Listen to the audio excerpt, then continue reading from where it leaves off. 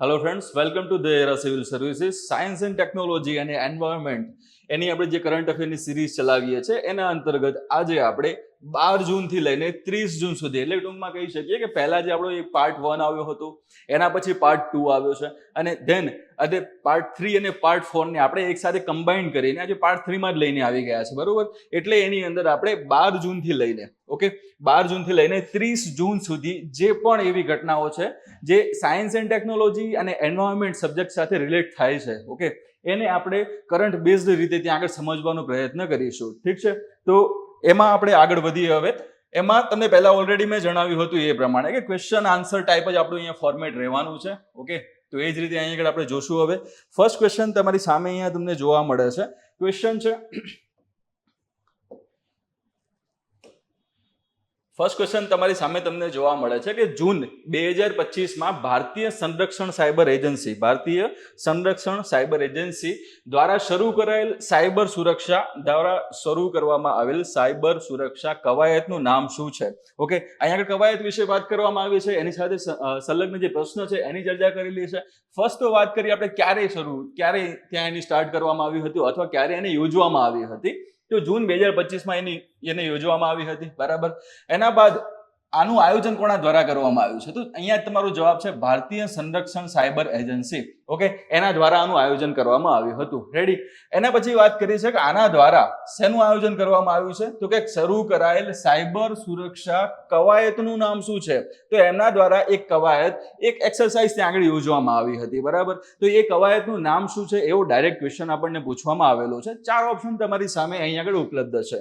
પહેલો છે સુરક્ષા સેતુ, બીજો છે સાયબર સુરક્ષા, ત્રીજો છે રક્ષા કવચ અને ચોથો છે સાયબર રક્ષક. ત્યાં એનો જવાબ, બરાબર. તો અહીંયા તમારે જવાબ શોધવાનો છે. અહીંયા તમારે સામે બાજુમાં એક ડિસ્પ્લે પણ કરેલી છે, જે ઇમેજ કે India holds cyber defence exercise સબસે બડા સાયબર યુદ્ધ અભ્યાસ. શું છે, કઈ રીતે કામ કરે છે એની વાત આપણે આ ઓપ્શનમાં જે જવાબ આવે છે નક્કી થયા પછી તમને જણાવીશું, બરાબર. 4 ઓપ્શન છે: સુરક્ષા સેતુ, સાયબર સુરક્ષા, રક્ષા કવચ અને સાયબર રક્ષક. અહીંયા તમારો જે જવાબ છે એ આવશે સાયબર સુરક્ષા. જવાબ શું આવશે? સાયબર સુરક્ષા જવાબ આવશે. તો આપણે એક વસ્તુ બહુ સામાન્ય રીતે હવે સમજી ચૂક્યા છીએ કે આજના આ જે ડિજિટલ યુગમાં, આજના આ ટેકનોલોજીના યુગમાં જ્યારે આપણે ઇન્ટરનેટનો યુઝ કરીને, એઆઈનો યુઝ કરીને, એમએલ જે છે એ પોતાનું કામ કરે છે, આ બધાની સાથે આપણે આગળ વધી રહ્યા છીએ. ઠીક છે, તો એ જે આપણી અલગ અલગ જે વિભિન્ન પ્રક્રિયાઓ છે એ પ્રક્રિયાઓને ખૂબ જ સરળ બનાવવાનું કામ કરે છે. અને એ સરળ બનાવવાના કામમાં આપણે ખાસ કરીને જોવા જઈએ તો લોકલ લાઈફમાં, એટલે કે ટૂંકમાં આપણે જાહેર જીવનમાં આપણે જો જોવા જઈએ તો એમાં તમને સ્પષ્ટ એક વસ્તુ જોવા મળશે કે પહેલા જે પણ માનવો શું કરતા હતા કે સિમ્પલી પોતાના બેન્કિંગ વ્યવહારો એમને જો કરવાના હોય તો એ બેંકની મુલાકાત લેતા હતા અને બેંકની મુલાકાત લીધા બાદ એ પોતાના જે પણ અલગ અલગ કાર્ય કરવાના હોય એ ત્યાં જઈને ફિઝિકલી કરતા હતા. ટૂંકમાં એમને ત્યાં રૂબરૂ જવું પડતું હતું. હવે શું થઈ ગયું છે કે એ બધી જે સેવાઓ હતી, બરાબર, ઓલમોસ્ટ જેટલી પણ મુખ્યત્વે તમે જોવા જાઓ ડે ટુ ડે લાઈફમાં જે પણ મહત્વની સેવાઓ છે એ બધી સેવાઓ તમારા એક ડિવાઇસમાં એટલે ફોનમાં આવી ગઈ છે. હવે વ્યક્તિઓ શું કરે છે કે ફોનમાં એ સેવાઓનો ઉપયોગ કરે છે. તો અહીંયા જે વાત કરી તો ડિજિટલ ઇન્ડિયા આપણે કહી શકીએ. ડિજિટલ ઇન્ડિયા જે પહેલ છે એના અંતર્ગત પણ આ કામ થયું, આપણે એમ કહી શકીએ છીએ, બરાબર. બીજી વસ્તુ ત્યાં આગળ આવે છે કે સાયન્સ એન્ડ ટેકનોલોજી, એનો મહત્તમ ઉપયોગ અહીંયા આગળ થયેલો જોવા મળે છે. ટેકનોલોજીનો ઉપયોગ કરીને આ જે ક્ષેત્રની આપણે વાત કરીએ તો એક તો આઈસીટીના અંતર્ગત પણ આપણે એને લઈ શકીએ છીએ, બરાબર. આઈસીટીના અંતર્ગત લઈ શકીએ છીએ ને આને અંતર્ગત જે અલગ અલગ જે સર્વિસીસ છે એટલે કે અલગ અલગ જે સેવાઓ છે એની ચર્ચા કરી, બરાબર. તો આ એના શું થઈ ગયા, આ તમને અહીંયા આગળ જોવા મળે છે એના ફાયદા, બરાબર. તો આ એના ફાયદા છે કે તમે ઘરે બેઠા પોતાના ડિવાઇસની અંદર જે પણ બેન્કિંગના કામ કરવાના હોય તમે કરી શકો છો. આ ફક્ત ને ફક્ત એક ઉદાહરણ આપણે બેન્કિંગ સેક્ટરનું લીધું હતું. આના સિવાય બીજા કયા ઉદાહરણ હોઈ શકે? તો કે એગ્રીકલ્ચર, એમાં પણ ત્યાં આગળ સારા એવું કામ કરે છે. આપણા ડિવાઇસની અંદર બધી એની માહિતી આવી જાય છે, પાક છે એના વિશે આપણને માહિતી મળે છે.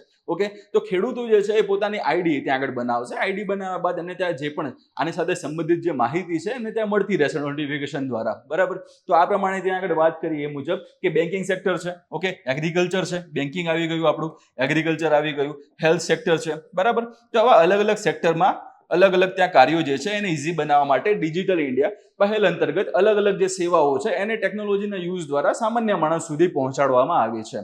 આ વસ્તુ ક્લિયર થઈ ગઈ. હવે શું થાય છે કે સામાન્ય માણસ સુધી પહોંચ્યા બાદ એ સેવાઓ જે છે એ સેવાઓ માટે અલગ અલગ ડેટા ત્યાં પ્રદાન કરવામાં આવે છે. આ ડેટાઓ જે છે ચોરી છીપી રીતે અહીંયા આગળ જે વાત કરી છે એ પ્રમાણે કે અલગ અલગ સાયબર અટેક્સ દ્વારા, સાયબર હુમલાઓ દ્વારા, અહીંયા જે વાત કરવામાં આવશે હવે કે સાયબર હુમલાઓ દ્વારા એ ડેટાઓ છે એને ચોરી લેવામાં આવે છે, બરાબર. સાયબર હુમલા દ્વારા એ ડેટાઓને ચોરી લેવામાં આવે છે અથવા તો એ ડેટા સાથે છેડછાડ કરવામાં આવે છે, ઠીક છે. તો આવી ઘટનાઓ આપણે સામાન્ય જનજીવનમાં જોયેલી છે, બરાબર. હવે અહીંયા સ્પેશિયલી શું વાત કરી છે કે અહીંયા જે વાત કરી છે કે સબસે બડા સાયબર યુદ્ધ અભ્યાસ, અને એમાં પણ કયું તો કે ડિફેન્સ ત્યાં વાત કરવામાં આવે છે. હવે આ જે વાત આપણે કરતા હતા એમાં થોડી ઘણી માહિતી લીક થઈ જાય છે, બરોબર. માહિતી લીક થઈને ગમે તે એવા સાયબર ચોરોના હાથમાં જાય એ વસ્તુ સહેજ પણ યોગ્ય નથી. એ પ્રાઇવસી જે છે, બરોબર, એ પ્રાઇવસીનું ત્યાં આગળ હનન થતું આપણને જોવા મળે છે. આટલી વસ્તુ આપણે જાણીએ છીએ, બરાબર. પરંતુ એ જે માહિતી છે એ માહિતીની કમ્પેરિઝનમાં હવે આપણે ડિફેન્સની અલગ અલગ ઇન્ફોર્મેશનની વાત કરીએ.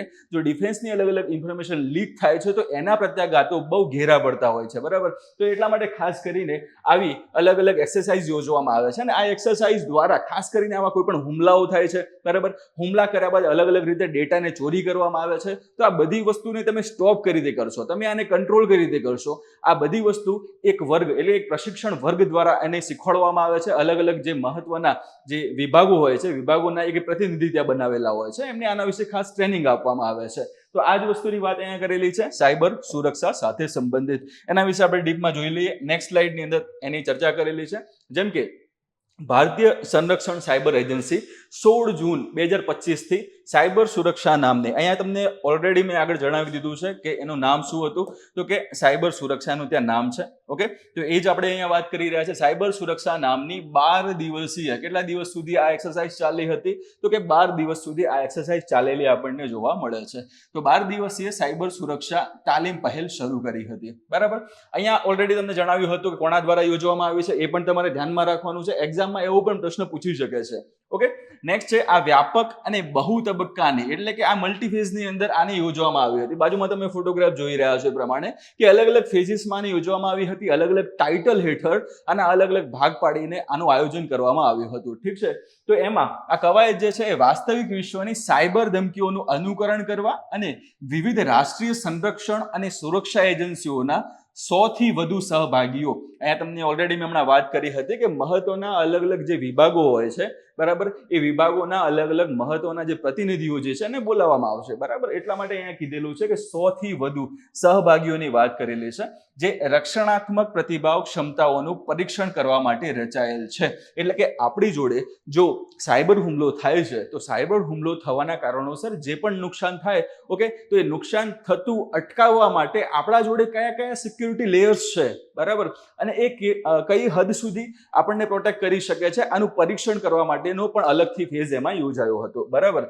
આ તાલીમ જે છે એ વ્યવહારિક તૈયારી અને દબાણ હેઠળ નિર્ણય લેવાની ક્ષમતા વધારવા માટે વ્યવહારુ સિમ્યુલેશન, વ્યૂહાત્મક નેતૃત્વ પરિષદો અને ગેમિફાઈડ હુમલાના દ્રશ્યોને એકીકૃત કરે છે. અહીંયા જે વાત કરી છે કે વ્યવહારિક તૈયારી અને બીજી ચર્ચા કરવામાં આવી છે કે દબાણ હેઠળ, ઓકે.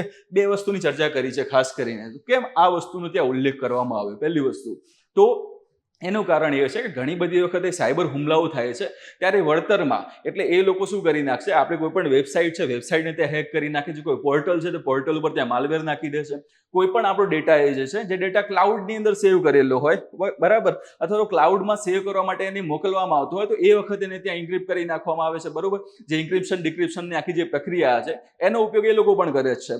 તો એનો ઉપયોગ કરીને એ ડેટાઓ જે છે એ ડેટાને ત્યાં એની અંદર છેડછાડ કરવામાં આવે છે. છેડછાડ કર્યા બાદ એને એ ડેટાને શું કરી નાખવામાં આવે છે? ઇન્ક્રિપ્ટ કરી નાખવામાં આવશે. શું?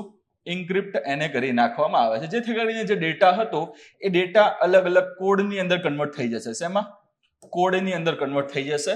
એટલે કે ટૂંકમાં આપણે એમ કહી શકીએ કોડ છે, અલગ અલગ નિશાનીઓ છે એની અંદર કન્વર્ટ થશે અને એ ડેટા પછી આપણે એનો ઉપયોગ કરી શકશું નહીં. તો એના બદલામાં એટલે હવે શું કરશે, હેકર જે છે માંગણી કરશે, ખંડણી ઉઘરાવશે ત્યાં આગળ કે ભાઈ એક કામ કરો, તમારો ડેટા અમે હેક કરી નાખ્યો છે અને અમે હવે ઇન્ક્રિપ્ટ કરી નાખ્યો છે. જો તમારે આને ડિક્રિપ્ટ કરાવવો છે તો એના બદલે તમારે એના માટે તમારે પૈસા ચૂકવવાના રહેશે. અને એમને ખબર છે સિમ્પલી કે ભારતીય નાણું તો સ્વીકારવાના નથી, બરાબર. એટલા માટે પછી એના ઉપર જાય છે કે બિટકોઇન ને એવા બધા કોઇન્સ ઉપર ત્યાં જતા આપણને જોવા મળે છે. અલગ અલગ ડિજિટલ કોઇન્સ છે, એવી બધી ડિજિટલ કરન્સીઓનો ઉપયોગ એના દ્વારા થતો હોય છે, બરાબર. ખાસ કરીને બિટકોઇનની અંદર બિટકોઇનની અંદર, અને એના સિવાય પણ અલગ અલગ ઇથેરિયમ ને એવા અલગ અલગ ઘણા બધા ડિજિટલ કોઇનના ત્યાં ઓપ્શન અવેલેબલ છે, જેનો ઉપયોગ આ લોકો દ્વારા કરવામાં આવે છે. ટૂંકમાં શું થયું કે તમારો ડેટા હતો એને એ લોકો ઇન્ક્રિપ્ટ કરી નાખે છે, એમાં છેડછાડ કરે છે, પૈસા ત્યાં આગળ માગશે, પૈસા તમે આપશો, બરાબર, ત્યારે તમારો ડેટા જે છે ડિક્રિપ્ટ થશે. તો એની અહીંયા આગળ વાત કરી છે કે આવી કોઈ પણ સમસ્યા ઊભી થાય છે તો તમારે પૈસા ચૂકવવાના નથી, બરાબર, પૈસા તમારે અહીંયા ચૂકવવાના નથી. તમારી જોડે એવી ટીમ હોવી જોઈએ કે આવો કોઈ પણ ડેટા જે છે એને ઇન્ક્રિપ્ટ કરી નાખ્યો છે તો ડિક્રિપ્ટ કરવાની ક્ષમતા આપણી જોડે હોવી જોઈએ, બરાબર. અને એ ત્યાં સુધી એટલે ડેટા સુધી ન પહોંચી શકે એના માટે સિક્યુરિટી લેયર્સ પણ સારા એવા મજબૂત હોવા જોઈએ. તો એની ચર્ચા એ કરેલી છે. ઠીક છે. સાયબર સુરક્ષા નીતિ 2020ના ઉદ્દેશ્યો સાથે ભારતની સાયબર સંરક્ષણ તૈયારીને સંરેખિત કરવા માટે એક મુખ્ય પગલું છે અને સશસ્ત્ર દળોમાં સુરક્ષા પ્રથમ સંસ્કૃતિને મજબૂત બનાવે છે, બરાબર. આ જે વસ્તુ છે કે તમારો કોઈ પણ મેઇન્સનું ક્વેશ્ચન હોય, બરાબર, મેઇન્સમાં છેલ્લે જે કોન્ક્લુઝનમાં તમારે લખવાનું આવે છે, બરાબર, જે નિષ્કર્ષમાં લખવાનું આવે છે એની અંદર તમે આ જે છેલ્લો જે પેરેગ્રાફ છે એનો ઉપયોગ ત્યાં કરી શકો છો. ઠીક છે. એટલે એ રીતે પણ તમને મેઇન્સમાં પણ આ વસ્તુ સારી એવી રીતે ઉપયોગી થઈ શકશે. ઠીક. એના પછી નેક્સ્ટ ક્વેશ્ચન ઉપર આપણે જઈએ. નેક્સ્ટ ક્વેશ્ચન છે પક્ષી વર્ગીકરણને પ્રમાણિત કરવા માટે શરૂ કરાયેલ પક્ષીઓની પ્રજાતિઓની પ્રથમ એકીકૃત વૈશ્વિક ચેકલિસ્ટનું નામ શું છે? વૈશ્વિક ચેકલિસ્ટની વાત ત્યાં કરેલી છે, બરાબર. ચેકલિસ્ટની પહેલા આપણે વાત કરીએ કે શું છે, કેમ કે અમે કામ કરે છે એ પણ આપણે અહીંયા આગળ એને જોઈશું પહેલા તો. ઓકે, તો ફર્સ્ટ તમે જુઓ કે પક્ષી વર્ગીકરણની વાત કરેલી છે. ફર્સ્ટ તમે આગળ જુઓ છો એ પ્રમાણે શેની વાત કરી છે તો કે પક્ષી વર્ગીકરણની વાત કરવામાં આવેલી છે. સિમ્પલ વસ્તુ આ એક થઈ ગઈ, આપણો એક મુદ્દો આપણો અહીંયાથી આ પણ બની જાય છે. ઓકે, વર્ગીકરણના અલગ અલગ પ્રકારો છે એની પણ આપણે વાત કરશું અને એમાં આ જે ચેકલિસ્ટ જે મહત્વનું કામ કરે છે એની પણ ચર્ચા આપણે હમણાં કરીશું. 4 ઓપ્શન છે કે આ ચેકલિસ્ટનું નામ શું રાખવામાં આવ્યું છે. પહેલો છે બર્ડ ટેક્સા, બીજો છે ઓર્નિલિસ્ટ, ત્રીજો છે એવિલિસ્ટ અને ચોથો છે ગ્લોબલ બર્ડ્સ કરીને, બરોબર. 4માંથી જવાબ કયો આવશે તમે તમારા મનમાં કદાચ વિચારી પણ લીધું હશે. હવે જે જવાબ છે હું તમને જણાવું છું, આનો જવાબ આવશે સી એવિલિસ્ટ. ઓકે, નામ શું છે તો કે એવિલિસ્ટ. અહીંયા શું કરવામાં આવશે તો પક્ષીઓ એટલે કે વિશ્વની અંદર, બરાબર, વિશ્વમાં જેટલા પણ પક્ષીઓ હશે, પક્ષીઓની જેટલી પણ પ્રજાતિઓ જે છે એ પક્ષીઓ વિશેનો જે પણ ડેટા હશે એ ડેટાને કલેક્ટ કરવામાં આવશે. પહેલી વસ્તુ શું કરવામાં આવશે, એ ડેટાને કલેક્ટ કરવામાં આવશે અને એ કલેક્ટ કર્યા બાદ હવે આવનારા સમયમાં કોઈ નવી પક્ષીની પ્રજાતિ શોધાય છે અથવા તો કોઈ એવી પ્રજાતિ અસ્તિત્વમાં છે અને એના સાથે સંબંધિત થોડા ઘણા ફેરફાર સાથેની નવી કોઈ પ્રજાતિ આપણા ધ્યાનમાં આવે છે તો એ સાથે સંબંધિત કોઈ પણ ડેટા આપણે જાણવું હોય તો જાણવા માટે ક્યાં જવાનું છે તો કે એવી લિસ્ટ ઉપર જવાનું છે. ત્યાં તમે જશો એટલે તમારે ત્યાં લક્ષણો પૂરા પાડવાના છે કે આ રીતનું લક્ષણો એનું જોવા મળે છે. ફોટોગ્રાફ પણ તમે ત્યાં આપી શકો છો. એનો ઉપયોગ કરીને એ સામેથી તમને જવાબ આપશે કે હા આવી કોઈ પક્ષીની પ્રજાતિ ઉપલબ્ધ છે કે નથી. એ સંબંધિત ત્યાં આગળ એ જવાબ એનો મળશે. શેમાંથી તો આ બધા જે ડેટા ભેગા કરેલા છે એની અંદર. તો એના માટે ફર્સ્ટ વસ્તુ શું આવશે કે ફર્સ્ટ તો તમારે આખા વિશ્વની અંદર જેટલા પણ પક્ષીઓ છે એની પ્રજાતિઓનો ડેટા ભેગું કરવાનું રહેશે. એટલે કે આ એક બહુ જ આપણે એમ જોવા જઈએ તો હાર્ડ ટાસ્કની અંદર એને ગણી શકીએ, બરાબર. કારણ કે વિશ્વની અંદર જેટલા પણ પક્ષીઓ છે, બરાબર, એ વિશ્વની અંદર રહેલા જે તમામ પક્ષીઓ છે એ પક્ષીઓની પહેલા તો ગણતરીનો ત્યાં આગળ ક્વેશ્ચન માર્ક આવશે કે ભાઈ તમારે ગણતરી એની ત્યાં જોવી પડશે, બરાબર. ઓકે, કારણ કે આમાં જે ડેટાની વાત કરી છે એ પ્રમાણે કે પક્ષીઓ જે છે એમાં સૌથી વધારે પ્રમાણ એના કયા રાજ્યોમાં, કયા દેશોમાં, કયા ખંડમાં કેટલા પ્રમાણમાં જોવા મળે છે એની માહિતી પણ ત્યાં આગળ મળી રહેવાની છે. એટલા માટે પક્ષી સાથે સંબંધિત જેટલો પણ ડેટા હતો એ બધો ડેટા ભેગો કરીને ક્યાં રાખી દેવામાં આવ્યો તો આ એવી લિસ્ટની અંદર રાખી દેવામાં આવ્યો છે. હવે આવનારા સમયમાં કોઈ પણ નવી પ્રજાતિ શોધાય છે તો એ સંબંધિત જે નોલેજ મેળવવું હોય એના વિશે સંબંધિત કોઈ પણ માહિતી મેળવવું હોય તો તમને અહીંયાથી મળી રહેશે. આને સંબંધિત એટલે પક્ષીઓ સંબંધિત અલગ અલગ ત્યાં પ્રયોગો કરવાના હોય, અલગ અલગ એમાં સંશોધનો કરવાના હોય તો સંશોધન કરવા માટે જે તે વિસ્તાર હતો એ વિસ્તારમાં રહેલા પક્ષીઓ વિશેની માહિતી મેળવવી હોય તો ડાયરેક્ટલી 1 ક્લિકમાં તમને આ માહિતી ત્યાંથી સીધી મળી જશે. એટલે એ જે સંશોધન કરવાની જે પ્રક્રિયા હતી એ પણ આવનારા સમયમાં ઝડપી બનશે. અને ત્રીજી અને સૌથી મહત્વની વસ્તુ એ છે કે બાયોડાયવર્સિટી એટલે કે જે તે વિસ્તારમાં રહેલા જે પક્ષીઓ છે એ પક્ષીઓ વિશેની તમને માહિતી મળશે, એનું જે પ્રમાણ છે એની પણ તમને માહિતી મળશે અને એના દ્વારા જે આખી જે જૈવ વિવિધતા જે તે નિશ્ચિત વિસ્તારમાં એ જે તે જૈવ વિવિધતા રચાય છે એના વિશે પણ આપણને સારી એવી માહિતી એક ક્લિકમાં ત્યાં મળી શકશે. એટલે નામ શું છે એનું તો કે એવિલિસ્ટ એનું ત્યાં નામ છે અને આ તમારો એન્વાયરમેન્ટનો ક્વેશ્ચન છે. ઓકે, એના વિશે આપણે ડીપમાં જોઈ લઈએ તો એવિલિસ્ટ વિશે ચર્ચા કરેલી છે કે એવિલિસ્ટ એ પક્ષીઓની પ્રજાતિઓની પ્રથમ એકીકૃત વૈશ્વિક ચેકલિસ્ટ છે. ઓકે, એટલે કે એકીકૃત પણ છે, ઇન્ટિગ્રેટેડ આપણે એને કહી શકીએ સિમ્પલી. ઓકે, કામ કઈ રીતે કરશે એની હમણાં જ આપણે ચર્ચા કરી હતી. ફરીથી એને જોઈએ ત્યાં આગળ તો આ પ્રથમ એકીકૃત વૈશ્વિક ચેકલિસ્ટ છે જે વૈશ્વિક સંરક્ષણ, જૈવ વિવિધતા દેખરેખ અને સંશોધન પ્રયાસો માટે આ ત્રણેય વસ્તુની હમણાં ચર્ચા કરી હતી. આ વાત આપણે બાકી હતી કે વૈશ્વિક સંરક્ષણમાં શું આવશે. તો મેં તમને જણાવ્યું એ પ્રમાણે કે કોઈ નિશ્ચિત વિસ્તાર છે, એ વિસ્તારમાં એક એવી પક્ષી પ્રજાતિ હશે કે જે તમને એ વિસ્તારમાં જ જોવા મળતી હશે, બરાબર. એના સાથે સંબંધિત અલગ અલગ એની પ્રજાતિઓ, જાતિઓ પણ ત્યાં હોઈ શકે છે, પણ એનામાં તમને નાના મોટા ફેરફાર પણ જોવા મળશે, બરાબર. જેમ કે તમે 11-12 બાયોલોજીની અંદર એક વસ્તુને કદાચ માર્ક કરી હશે, તમે એ ક્યાંક જોયું હશે, ડાર્વિનવાદ ત્યાં આગળ આવે છે, બરાબર. અલગ અલગ પક્ષીઓ છે, પક્ષીઓની ચર્ચા કરવામાં આવી છે, પક્ષીઓના ચાંચની ચર્ચા કરવામાં આવી છે કે અમુક પક્ષીઓ એવા છે જે મતલબ દાણા ખાય છે તો એને ચાંચ એ પ્રમાણે કન્વર્ટ થઈ છે, એ પ્રમાણે એને અનુકૂલન સાધેલું છે. અમુક પક્ષીઓ એવું છે જે જીવજંતુ ખાય છે, તો જીવજંતુ પ્રમાણે એની ચાંચ જે છે એ અનુકૂલન એનું સાધેલું જોવા મળે છે. એટલે ખાસ વસ્તુ આવે છે કે અમુક જે નિશ્ચિત વિસ્તારો છે એ વિસ્તારોમાં અલગ અલગ જે પક્ષીની પ્રજાતિઓ છે તેમણે અનુકૂલન સાધીને ત્યાંની જે લાઈફસ્ટાઈલ છે એને પોતાની રીતે સાધી લીધી છે, બરાબર. તો એ વિશે માહિતી આ આપશે, બરાબર. અને બીજી સૌથી મહત્વની વસ્તુ કે આવનારા સમયમાં એ જે તે પ્રજાતિ હતી એની સંખ્યા જો ઓછી થવા માંડે છે, બરાબર, તો એ સંખ્યા ઓછી થાય છે તો એનો ડેટા પણ અહીંયા આગળ અવેલેબલ હશે. તો એના આધારે આપણે એ જે તે પક્ષી હશે એના સંરક્ષણ માટેના પ્રયાસો પણ સારી રીતે ચાલુ કરી શકીશું, બરાબર. જે સિમ્પલ વસ્તુ છે કે અત્યારે ડેટા ભેગો કરવામાં આવ્યો હોય, જે તે કોઈ પણ XYZ વિસ્તાર તમે ધારી લો, એ વિસ્તારમાં તમને 100 જેટલી પક્ષીની પ્રજાતિ મળી આવી છે, બરાબર. અને આવનારા 10 વર્ષ પછી ફરીથી એ જગ્યાએ ત્યાં પક્ષી ગણતરી અથવા તો એનો ડેટા ત્યાં કલેક્ટ કરવામાં આવે છે. એના આધારે ખબર પડે છે કે એ 100 જેટલી જે પ્રજાતિઓ તમને જોવા મળી હતી અથવા એટલા પક્ષી તમને જોવા મળ્યા હતા, એમાંથી ખાલી હવે 20 જેટલા બાકી રહ્યા છે. બાકી 80 જે હતા એનો ત્યાં નાશ થયેલો, લુપ્ત થયેલા આપણને જોવા મળ્યા. ઓકે, તો હવે શું કરવામાં આવશે? એ 10 જેટલી સંખ્યા થઈ ગઈ. એ 10 જેટલી સંખ્યા જે છે એ ત્યાંની જે જૈવ વિવિધતા છે, ત્યાંની જે પોષણ કડી જે છે, બરાબર, જે આહાર શૃંખલા છે એ ત્યાં મહત્વનો ભાગ ભજવે છે. એટલા માટે જો એમની સંખ્યા એકદમ પૂરી થઈ જશે, એ લુપ્ત થઈ જશે, તો આહાર કડી જે છે, પોષણ, અહીંયા જે આપણે વાત કરીએ કે ફૂડ ચેઇન જે છે એમાં ત્યાં રૂકાવટ આવી શકે છે, એની અંદર ત્યાં ખલેલ પહોંચી શકે એમ છે. એટલા માટે એમના સંરક્ષણ માટેના પ્રયાસો શરૂ કરવા માટે પણ આ ડેટા હોવો જરૂરી છે. ઠીક, તો આ ધ્યાનમાં લેજો, ખાસ કરીને વૈશ્વિક સંરક્ષણ, જૈવ વિવિધતા દેખરેખ અને સંશોધનના પ્રયાસો.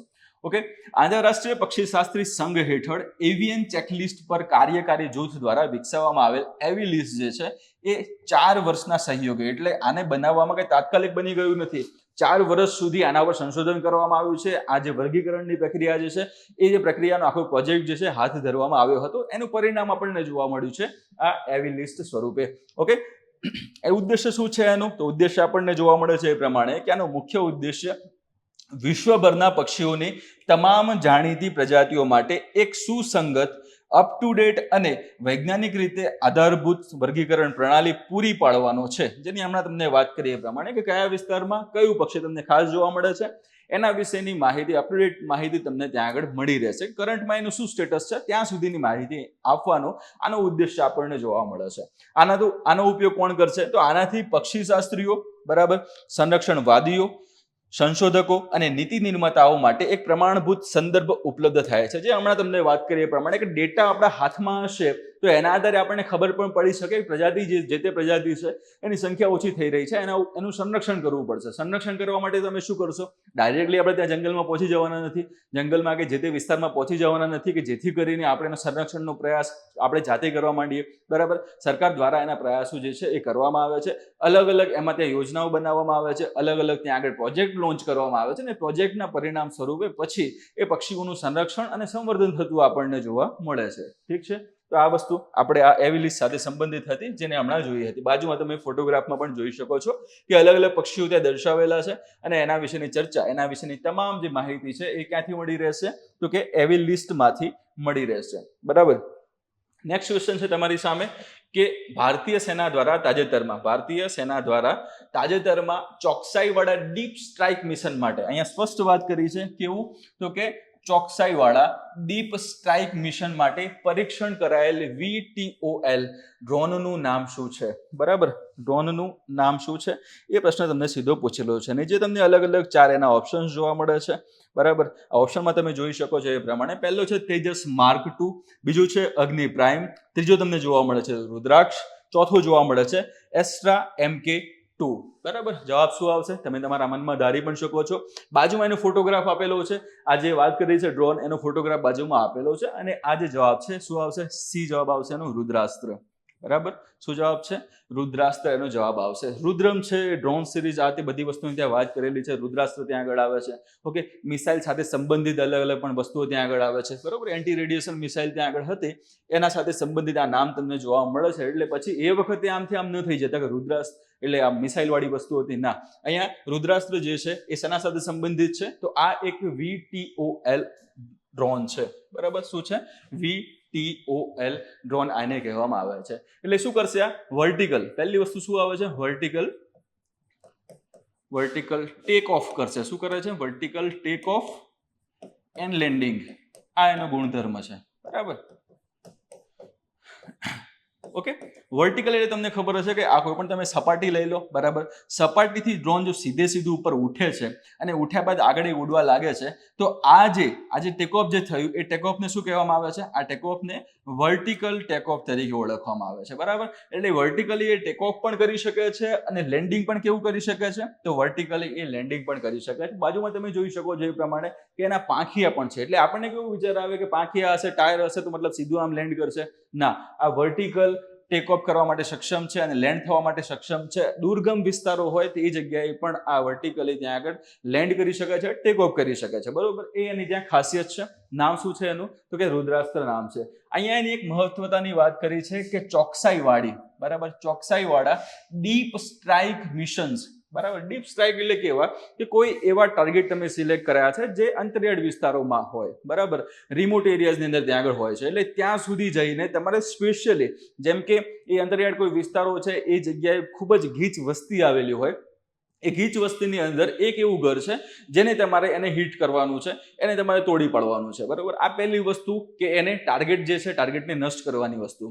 બીજી વસ્તુ કઈ આવે છે કે એ જે ગીચ વિસ્તાર છે ત્યાં સુધી પહોંચવાનું છે. પહોંચ્યા બાદ એ ગીચ વિસ્તારની આસપાસની જેટલી પણ ભૌગોલિક પરિસ્થિતિ છે એની માહિતી એકત્ર કરીને જે પાસે રહેલા, એટલે કે જેના દ્વારા આજે ડ્રોન મોકલવામાં આવ્યું છે, જેમ કે આર્મી દ્વારા મોકલવામાં આવ્યું હોય તો આર્મીના ડેટા સેન્ટર સુધી એ તમામ માહિતીઓ ત્યાં મોકલી આપવી. બરાબર. તો આ બે સૌથી મહત્વના કામ એ કરે છે. અને ત્રીજી એના પછીની જે આવે છે કે જો દુશ્મન દેશ દ્વારા અથવા તો સામે રહેલા એટલે કે વિરોધ સૈન્ય જે છે એ એના દ્વારા કોઈ પણ એવો હુમલો કરવામાં આવ્યો છે, નાના નાના ડ્રોન્સ મોકલવામાં આવ્યા છે, તો એને તોડી પાડવા માટે પણ આ ડ્રોન જે છે એ સક્ષમ આપણને જોવા મળે છે. તો એની વાત આપણે અહીંયા કરવાની છે. નામ શું છે એનું, તો કે રુદ્રાસ્ત્ર એનું નામ છે. VTOL એનો ખાસ કરીને એનો પ્રકાર ત્યાં કીધેલો છે કે એની લાક્ષણિકતા શું છે, તો કે VTOL નામની એની લાક્ષણિકતા તમને અહીંયા જોવા મળે છે. બરાબર. એ સાથે સંબંધિત અલગ અલગ તમે જોયા હશે કે રુસ્તમ ડ્રોન વિશે પણ ચર્ચા કરેલી છે. જે ડ્રોન સાયન્સ તો ડ્રોન ટેકનોલોજીની આપણે વાત કરીએ તો એ ત્યાંથી ઉદ્ભવતી આપણને જોવા મળશે, સિમ્પલી રુસ્તમથી. બરાબર. તો રુસ્તમ 1 તમને જોવા મળે છે, રુસ્તમ 2 જોવા મળે છે. ઓકે, બેંગ્લોર જે છે, IISc બેંગ્લોર જે હતી એના જ એક ત્યાં પ્રોફેસર છે રુસ્તમ દામણિયા કરીને, એમના દ્વારા આ જે પ્રોજેક્ટ એટલે કે ડ્રોન ઉપરના જે પ્રોજેક્ટ જે હતા એ શરૂ કરવામાં આવ્યા હતા. અને એ જ વસ્તુને ધ્યાનમાં લઈને જે ડ્રોન્સ બનાવવામાં આવ્યા હતા શરૂઆતમાં, એને રુસ્તમ 1, રુસ્તમ 2 એવા નામ રાખવામાં આવેલા હતા. બરાબર. તો પહેલા જે આવ્યા હતા એના નામ શું હતા, તો રુસ્તમ 1, રુસ્તમ 2 એ બધા ડ્રોન હતા. એના પછી પણ અલગ અલગ ડ્રોન આવે છે, પંછી બધા. આપણે આજે જે વાત કરવાના છે એનું નામ શું છે, તો એ છે રુદ્રાસ્ત્ર. બરાબર. તો આ ખાસ ધ્યાનમાં લઈ લેવું. રુદ્રાસ્ત્ર એ ભારતીય સેના દ્વારા, એટલે કોના દ્વારા, અહીંયા આર્મીની વાત કરેલી છે ખાસ કરીને, તો આર્મી દ્વારા ચોકસાઈના પ્રહારો અને સૂક્ષ્મ લક્ષ્યાંકો માટે સફળતાપૂર્વક પરીક્ષણ, એટલે આ બે વસ્તુ ત્યાં આગળ આવી ગયું. શેની વાત કરી છે, પરીક્ષણ વિશેની અને પ્રહાર વિશેની. એટલે કે તમારે અટેક કરવાનું હોય તો અટેકનું પણ કામ પણ એ કરી શકે છે. તમારે જે તે વિસ્તાર છે એ વિસ્તાર ઉપર ત્યાં ઉડીને એના વિશે માહિતી મેળવવી છે, પરીક્ષણો કરવા છે, તો એની સાથે સંબંધિત આ કામ પણ એ કરી શકે છે. બરાબર. પરીક્ષણ કરાયેલ vertical take off and landing એટલે કે VTOL માનવરહિત હવાઈ વાહનનું નામ છે. માનવરહિત એટલે કે અનમેન્ડ એરિયલ વ્હીકલ, આને UAV તરીકે ઓળખવામાં આવશે. બરાબર. આને UAV એટલે કે સીધી બીજી વસ્તુ કઈ આવી આપણા ધ્યાનમાં કે આ જે રુદ્રાસ્ત્ર છે એ શું છે, ડ્રોન તો છે જ, પણ ડ્રોનમાં પણ કયો પ્રકાર છે એનો, તો કે એ એક UAV છે. બરાબર. હવે આવનારા સમયની અંદર આપણે એ પણ જોઈ શકીએ છીએ કે રોબોટ્સ હશે, રોબોટ ત્યાં આગળ કામ કરતા હશે, AI નો ઉપયોગ કરીને અલગ અલગ સિસ્ટમ એની અંદર સેટ કરી હશે, એ પણ કામ કરતા હશે. અને થોડા મોટા કદના એવા ડ્રોન પણ બનાવવામાં આવશે જેની અંદર માનવ પણ હશે.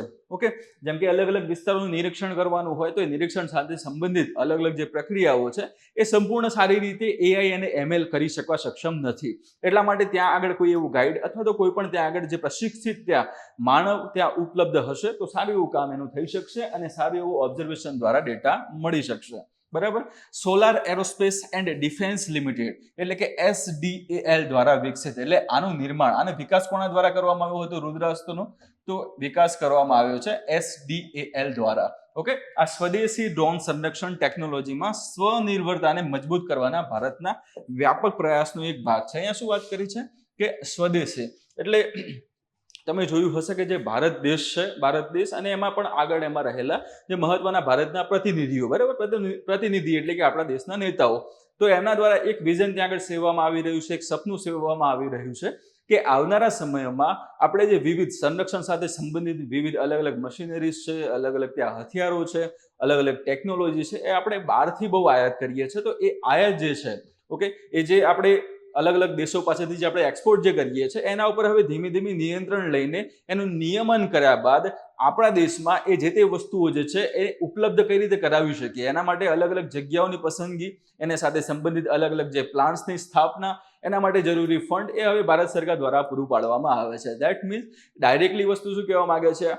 કે વિદેશો ઉપર જે આપણી નિર્ભરતા છે એ નિર્ભરતાને ઘટાડીને આપણે કંઈક એવું ઉત્પન્ન કરીએ જેથી કરીને આપણા દેશમાં જ્યારે જરૂર પડે ત્યારે એ જે તે વસ્તુનો આપણે ઉપયોગ કરી શકીએ. બરાબર. કેમ આ વસ્તુ મારે કહેવી પડી? તો જ્યારે ત્યારે સુપર કોમ્પ્યુટરની જે ચર્ચા ચાલતી હતી, વિશ્વના વિવિધ દેશો જે છે એ સુપર કોમ્પ્યુટર બનાવવાની રેસમાં હતા. અમેરિકા દ્વારા ત્યાં આગળ સુપર કોમ્પ્યુટર બનાવી દેવામાં આવ્યું હતું. ભારત દ્વારા 1987માં આ સુપર કોમ્પ્યુટર જે ક્રેની જે આપણે વાત કરીએ તો એની ટેકનોલોજી, એના વિશેની માહિતી માંગવામાં આવી હતી કે તમે અમને દો, બરાબર, અથવા તો સુપર કોમ્પ્યુટર અમને આપો, અમે અમારી રીતે કામ કરીને નવા સુપર કોમ્પ્યુટર પછી બનાવશું. અમેરિકાએ સ્પષ્ટ ના પાડી દીધી હતી અને ના પાડ્યા બાદ 1988માં એટલે કે 1988માં આપણે પોતાનો પ્રોજેક્ટ ચાલુ કર્યો. સીડેકની સ્થાપના થાય છે અને આપણે પછી સુપર કોમ્પ્યુટર બનાવવા માટેની જે પ્રક્રિયા એટલે બેબી સ્ટેપથી ચાલુ કરીને, એટલે કે ખૂબ જ એકદમ પ્રાયોગિક અને પ્રાથમિક લેવલથી શરૂ કરીને આપણે આ પ્રક્રિયા શરૂ કરી હતી અને આપણી પાસે આજે સારા એવા સુપર કોમ્પ્યુટર ઉપલબ્ધ છે. બરાબર. તો આ ખાલી વાત થઈ સુપર કોમ્પ્યુટર સાથેની. હવે અહીંયા જે આપણે વાત કરીએ કે ડ્રોન્સ છે, અલગ અલગ મિસાઇલ્સ છે, અલગ અલગ આર્ટિલરીઝ છે, અલગ અલગ ટેન્ક્સ છે, બરાબર, આ ખૂબ જ નાની એવી સંખ્યામાં મેં તમને ઉદાહરણ આપે. આના સિવાય અઢળક એવી વસ્તુઓ જે છે જે આપણે વિદેશો ઉપર નિર્ભર છીએ, જે વસ્તુઓ માટે આપણે વિદેશોના ઉપર નિર્ભર છીએ અને ત્યાંથી એની આયાત આપણે કરી રહ્યા છે. તો એમાં ખૂબ જ સમયનો ત્યાં આગળ બગાડ થાય, એક વસ્તુ એ પણ આવશે, પૈસાનો બગાડ થાય એ વસ્તુ પણ ત્યાં આગળ આવશે અને એ જ કારણોસર આપણે વિવિધ વિશ્વના દેશો સાથે સંબંધો પણ સારા બનાવીને રાખવા પડે. જો આપણે સંબંધ થોડા પણ એમના બગડશે તો આજે બધી ડીલ હતી, ડીલ ત્યાં કેન્સલ થઈ જાય. એટલે આ બધી વસ્તુઓનું એક સર્વસામાન્ય નિરાકરણ શું હતું તો કે ભારતમાં એને બનાવવાની શરૂઆત કરો. એટલે પહેલા શું લાવવામાં આવ્યું? મેક ઇન ઇન્ડિયા લાવવામાં આવ્યું કે તમારી ટેકનોલોજી વાળી વસ્તુ જે છે એની ટેકનોલોજી લઈને અહીંયા આગળ આવો અને ભારતમાં બનાવો. બરાબર. પછી શું લાવવામાં આવ્યું? તો આત્મનિર્ભર ભારત ત્યાં લાવવામાં આવે છે. આત્મનિર્ભર ભારતમાં શું કરવામાં આવશે ખાસ કરીને? તો જે પણ વસ્તુ તમે બનાવો છો, બરાબર, એ હવે કયા સ્તરે બનાવવાની છે? સ્વદેશી સ્તરે બનાવવાની છે. ભારતની અંદર ભારતની ટેકનોલોજી અને ભારતના જ અલગ અલગ એકમોનો ઉપયોગ કરીને તમારે એ વસ્તુને બનાવવાની છે. બરાબર. તો એને શું કહેવાશે? એનાથી જે પરિણામ મળશે, જે પ્રોડક્ટ મળશે એને આપણે સ્વદેશી કહી શકીશું. બરાબર.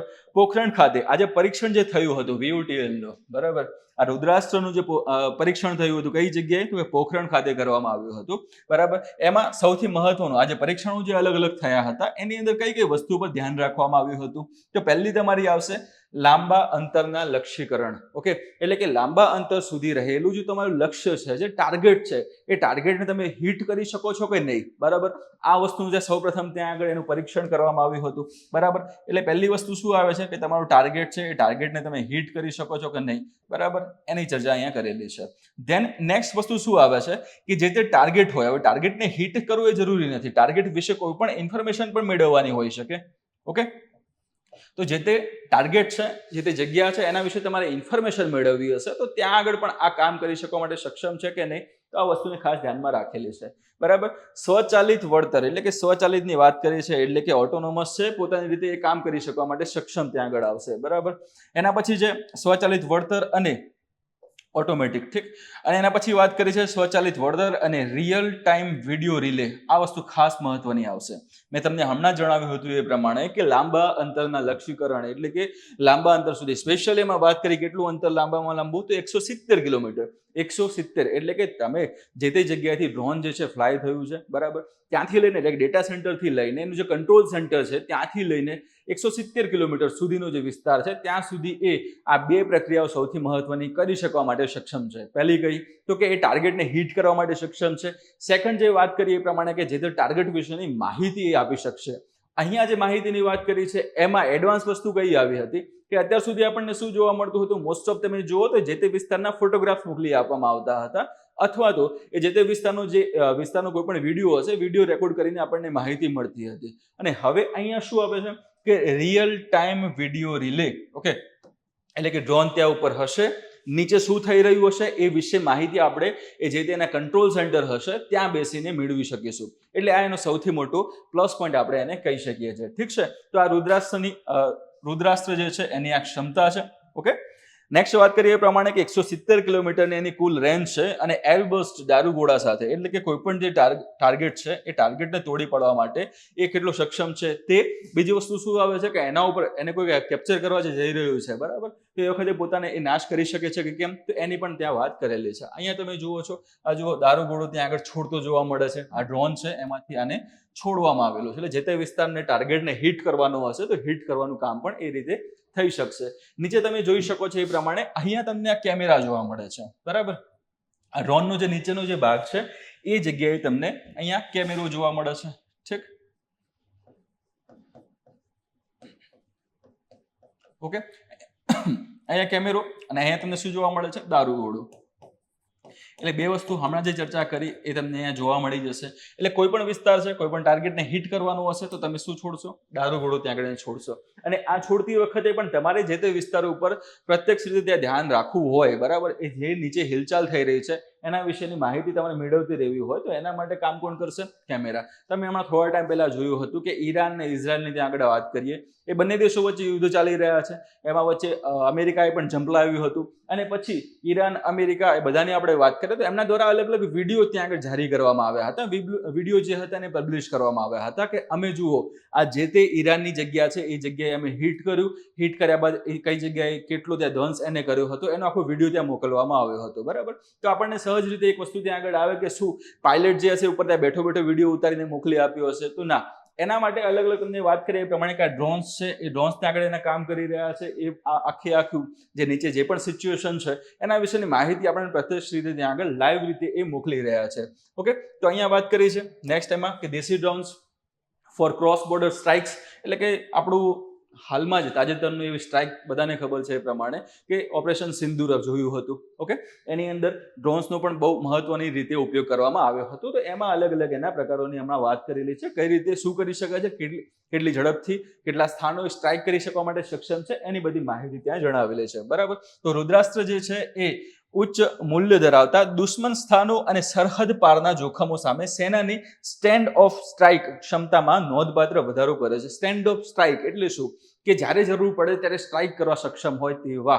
ઓકે, એટલે કે સ્ટેન્ડ બાય મોડમાં ત્યાં આગળ રહી શકે છે એમ પણ આપણે એને કહી શકીએ, ઠીક. તો આ રુદ્રાસ્ત્ર સાથે સંબંધિત માહિતી હતી જેની આપણે અહીંયા ચર્ચા કરી. એના પછી નેક્સ્ટ ક્વેશ્ચન તમારી સામે છે, કયા રાજ્યની હાઈકોર્ટે પર્વતીય પર્યટન સ્થળોએ સિંગલ યુઝ પ્લાસ્ટિક વસ્તુઓ પર અહીંયા સ્પષ્ટ વાત કરેલી છે. કઈ વસ્તુઓ, તો કે સિંગલ યુઝ પ્લાસ્ટિક વસ્તુઓ જે છે એના પર પ્રતિબંધ લાદ્યો છે. ઓકે, તો એ હાઈકોર્ટનો પ્રશ્ન છે કે કઈ હાઈકોર્ટ છે જેને આ પ્રતિબંધ લાદ્યો છે, બરાબર.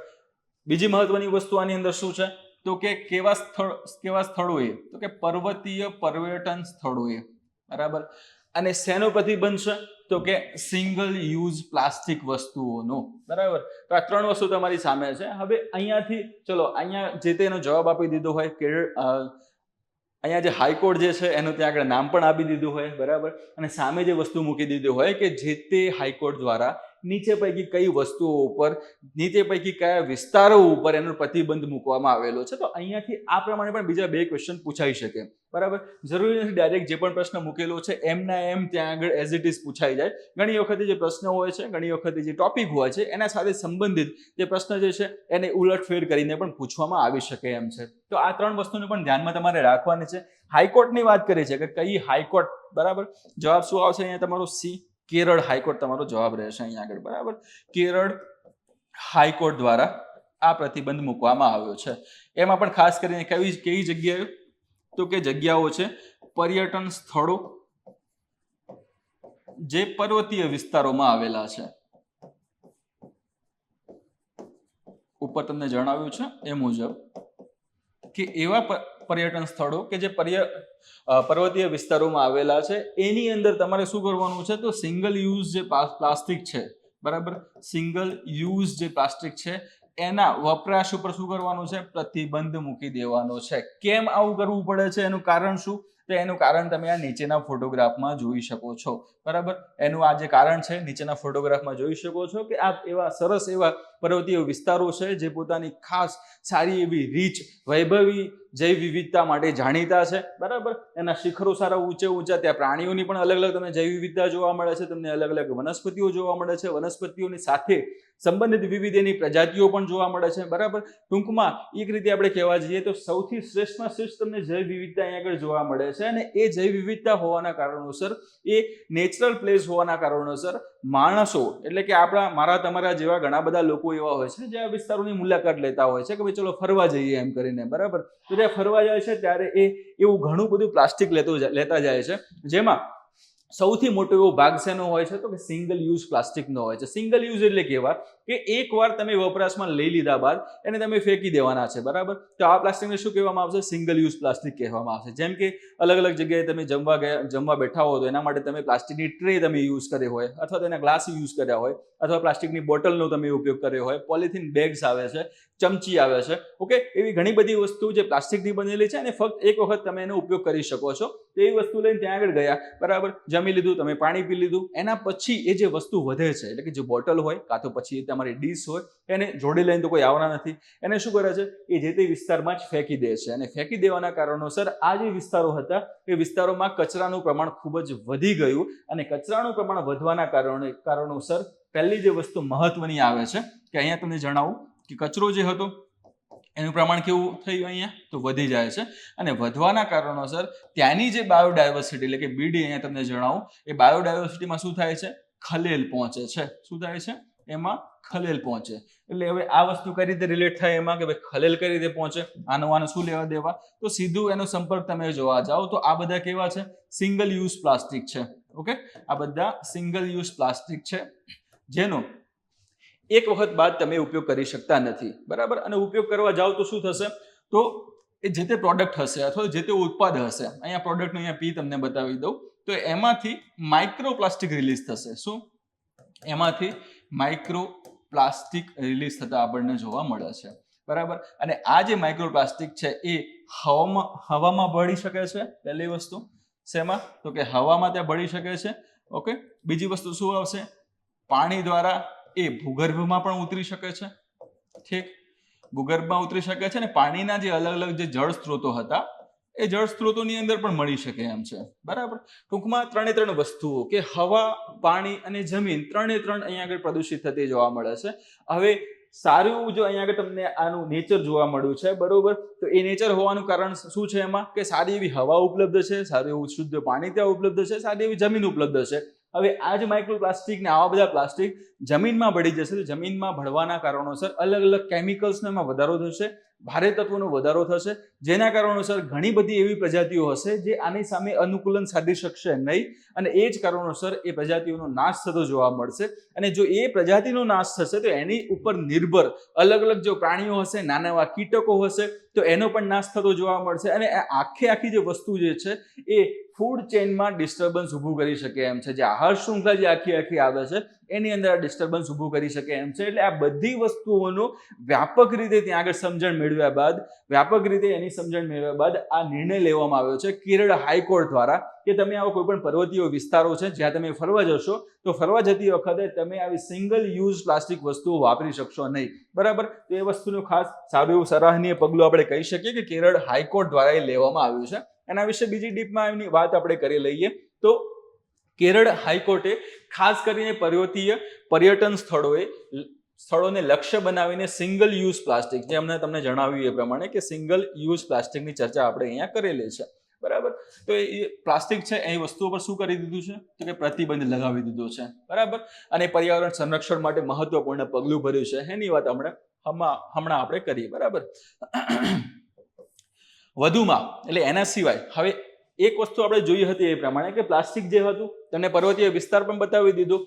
અગાઉના ઓલરેડી આપણા જે કરંટ અફેર્સના સેશન રહી ચૂક્યા છે એની અંદર મેં માઇક્રોપ્લાસ્ટિક અને એની અસરો વિશે બહુ બધી ત્યાં વાત આપણે કરેલી છે. એટલે આજે વધારેમાં ડીપમાં નહીં જાઉં. જો તમે અગાઉના જે કરંટ અફેર્સના વિડીયો જોયા નથી તો તમે જોઈ લેજો. 1 મહિના જૂના જ છે એટલા માટે જરૂરી નથી એને રિફ્રેશ કરીને આગળ લઈ જવા. બરાબર, એટલે તમે ખાલી એકવાર જોઈ લેજો ત્યાં આગળ. એને રિપીટ કરતો નથી હું. અહીંયા જે વાત કરીએ એ પ્રમાણે કે કેરલા હાઈકોર્ટની વિશે આપણે વાત કરી હતી, એમાં પર્યાવરણ સંરક્ષણ આવશે. અહીંયા પર્વતીય વિસ્તારોની વાત કરી જે પર્યટન સ્થળો તરીકે ત્યાં ઉપયોગમાં લેવાઈ રહ્યા છે. એના સિવાય હવે બીજી કઈ જગ્યાઓ છે જેના ઉપર પણ કેરળ હાઈકોર્ટ દ્વારા એમાં સ્ટેપ લેવામાં આવ્યા છે. જેમ કે અહીંયા તમે જુઓ છો કે લગ્ન અને સત્તાવાર સરકારી કાર્યક્રમો. બરાબર, આ બે વસ્તુ ખાસ મહત્વની છે કારણ કે હવે લગ્નમાં પણ આ સિંગલ યુઝ પ્લાસ્ટિકનો બહુ મોટા એવા પ્રમાણમાં ઉપયોગ થઈ રહ્યો છે.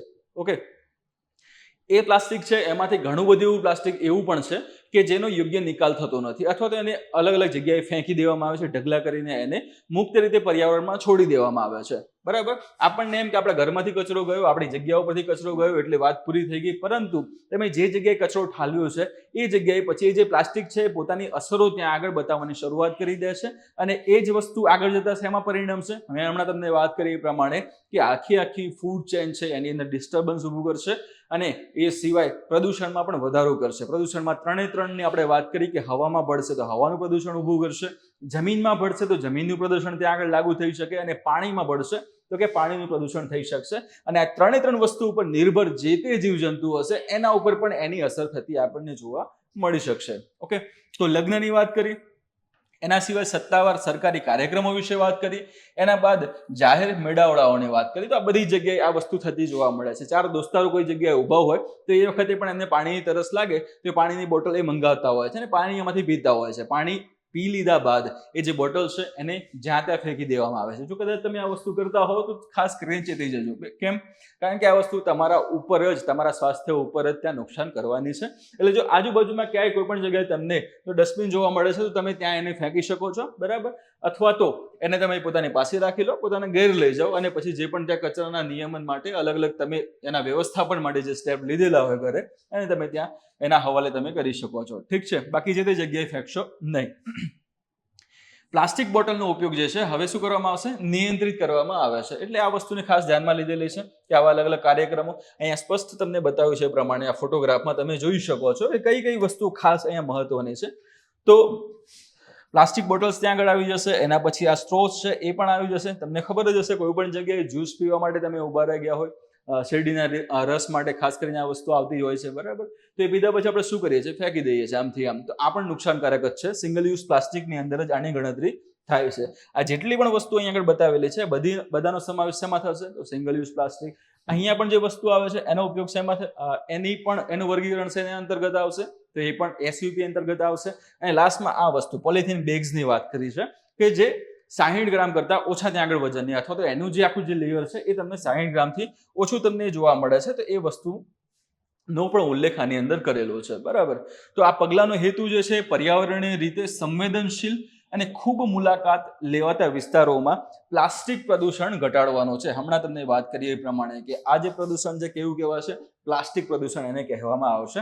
જો કે કોર્ટે સ્પષ્ટ કર્યું છે કે આ પ્રતિબંધ પોલીપ્રોપિલિન બેગ પર લાગુ પડતો નથી. બરાબર, જે પ્રતિ ચોરસ મીટર 60 ગ્રામની લઘુત્તમ જાડાઈની જરૂરિયાતોને પૂર્ણ કરે છે, જે ટકાઉપણું અને વ્યવહારિકતા માટે સંતુલિત અભિગમ દર્શાવે છે. કેમ આને બાકી રાખ્યું? બરાબર, અપવાદ સ્વરૂપે કેમ આને સાઈડ રાખ્યું કે 60 ગ્રામથી લઘુત્તમ જાડાઈની જરૂરિયાતને પૂર્ણ કરે છે. એટલે આ વસ્તુની વાત એટલા માટે કરેલી છે કે એ લઘુત્તમ જાડાઈ જો ધરાવતા હશે તો એનું વિઘટન થવાના સંભાવનાઓ અથવા વિઘટન થવાની જેની સંભાવનાઓ છે વધી જાય છે. એનું વિઘટન થઈ શકશે. તો વિઘટન થઈ શકશે એનો મતલબ એ છે કે પર્યાવરણ માટે એ ખૂબ જ ઓછું એવું ત્યાં નુકસાનકારક એ બની શકે છે. બરાબર. પરંતુ આ બધી જે વસ્તુઓ છે એનું ઇઝીલી વિઘટન થઈ શકશે નહીં. તમે કોઈ પણ જગ્યાએ બોટલ નાખી હોય 5 વર્ષ પછી તમે જોશો તો એ બોટલ ત્યાં જ પડી હશે, એનું વિઘટન થયું નહીં હોય. બરાબર. 50 વર્ષ પછી જોશો તો પણ એ બોટલ ત્યાં જ હશે, એનું વિઘટન ત્યાં થયું નહીં હોય. બરાબર. તો આનું વિઘટન થશે પણ ક્યારે? 1000, 2000, 3000 આટલા વર્ષોની પ્રોસેસ થશે ત્યારે આનું વિઘટન થશે. ત્યાં સુધીમાં તો એ આખી બાયોડાયવર્સિટી હશે, આજુબાજુનું જે પર્યાવરણ હશે, બરાબર, એ બધાની આપણે આમ સીધી દેશી ભાષામાં કહીએ તો પથારી ફેરવી નાખી હશે. ઓકે. તો આ પથારી ફરી ન જાય આપણી પેઢી માટે અને આવનારી પેઢીના સંરક્ષણ માટે, એમને સારી હવા મળી રહે, સારું પાણી મળી રહે, એ માટે આ બધી વસ્તુ કરવી જરૂરી છે. અને એમાં આ કેરળ હાઈકોર્ટનો જે ચુકાદો છે એ સરાહનીય આપણે એને કહી શકીએ. ઓકે.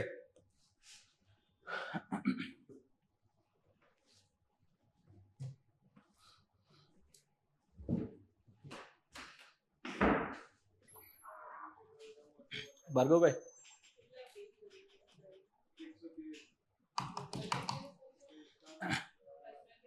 ભાર્ગવભાઈ,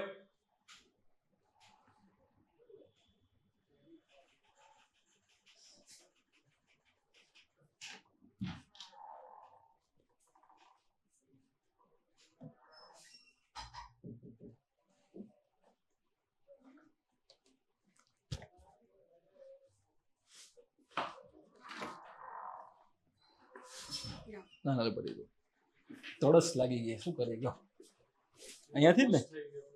અરે ના ના ના, 5 મિનિટમાં પછી ભૂકા તો ભૂકા છે ભાઈ, મારા જ છે પૂરેપૂરા.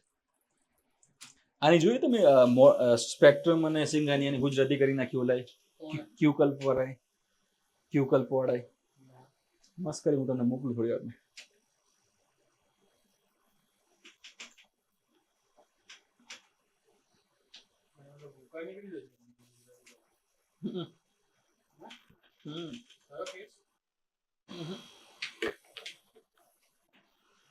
નથી થયું કઈ. લો પૂરું કરી લો.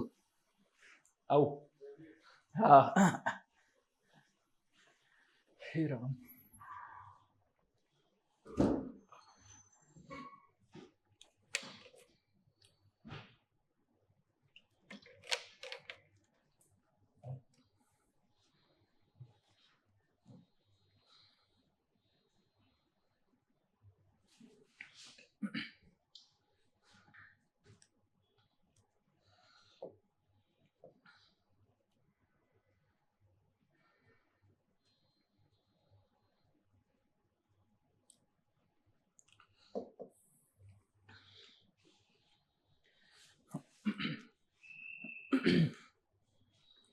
નેક્સ્ટ એના પછી ક્વેશ્ચન છે, ભારતમાં સમાવેશ કરવામાં આવનાર નવી વિકસિત પિનાકા મિસાઇલ સિસ્ટમની મહત્તમ રેન્જ કેટલી છે? ઓકે. તો આવનારા સમયમાં આનો સમાવેશ કરવામાં આવશે આપણા સંરક્ષણના જે અલગ અલગ ડિફેન્સના જે અલગ અલગ વિભાગો છે એની અંતર્ગત. બરાબર. અહીંયા સ્પષ્ટ વાત કરી છે કે નવી વિકસિત, એટલે આ કેવું વર્ઝન હશે? એડવાન્સ વર્ઝન એનું હશે, એ પ્રમાણે અહીંયા વાત કરી છે. બાકી પિનાકા મિસાઇલ સિસ્ટમ જે છે એ ઓલરેડી જૂની જ છે, પરંતુ એની અંદર હવે થોડા ઘણા ફેરફારો કરવામાં આવ્યા હોય, રેન્જમાં વધારો કરવામાં આવ્યો હોય, ત્યારે હવે જે નવું જે એડવાન્સ વર્ઝન આવ્યું હોય એની અહીંયા આગળ જે વાત કરી છે, ખાસ કરીને કે નવી વિકસિત પિનાકા મિસાઇલ સિસ્ટમ જે છે એની મહત્તમ રેન્જ કેટલી છે. તો ક્વેશ્ચન અહીંયા શું આવે છે? રેન્જ સાથેનો આવ્યો તમારો. બરાબર. તો પિનાકા મિસાઇલ સિસ્ટમ, પિનાકા નામ ક્યાંથી આવ્યું? આ તો તમે કદાચ ડિફેન્સમાં ક્યાંક વાંચ્યું હશે. બરાબર. કે શિવજીના જે ધનુષ છે એ ધનુષ ઉપરથી આનું નામ લેવામાં આવ્યું છે. બરાબર. પિનાક ઉપરથી, કારણ કે ધનુષમાં તમે જોશો સ્પેશિયલી તો આમ ધનુષ રાખો છો, તીર તમે ડાયરેક્ટલી છોડો છો. બરાબર. તો અહીંયા આ જે લોન્ચર જે છે ખાસ કરીને એ લોન્ચરને પિનાકા મિસાઇલ લોન્ચર તરીકે એને ઓળખવામાં આવે છે. ત્યાંથી આ જે મિસાઇલો છે એને છોડવામાં આવે છે. ઓકે. તો એક રીતે આ લોન્ચર જ છે, એની અંદર રહેલી જે મિસાઇલ છે એ મિસાઇલની રેન્જ કેટલી હશે? તો હવે નવી રેન્જ કેટલી છે એ પ્રશ્ન ત્યાં તમારે બને છે. એટલે આનો જવાબ આ 4માંથી એક કયો? તો કે પહેલો છે 300 કિલોમીટર, બીજો છે 250 કિલોમીટર, ત્રીજો ઓપ્શન છે 200 કિલોમીટર, ચોથો ઓપ્શન છે 150 કિલોમીટર. અહીંયા તમારો જવાબ શું આવશે? એ આવશે. 300 કિલોમીટર.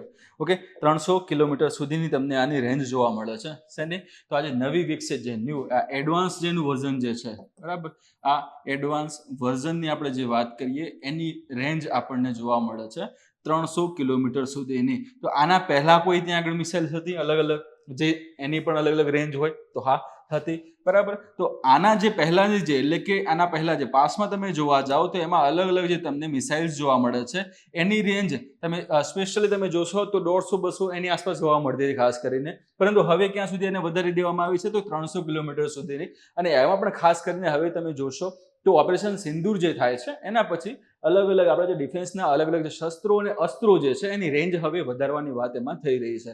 કેમ? તો કે આવનારા સમયમાં એની જરૂરિયાત ત્યાં ઊભી થઈ શકે છે એ કારણોસર. તો અત્યારથી આપણે એની શું કરી લેવી પડશે? તો એની આપણે અત્યારથી તૈયારી કરી લેવી પડશે. તો આવનારા સમયમાં એનો ફાયદો આપણી સેનાઓને થશે. એના વિશે આપણે ડીપમાં જોઈ લઈએ આગળ.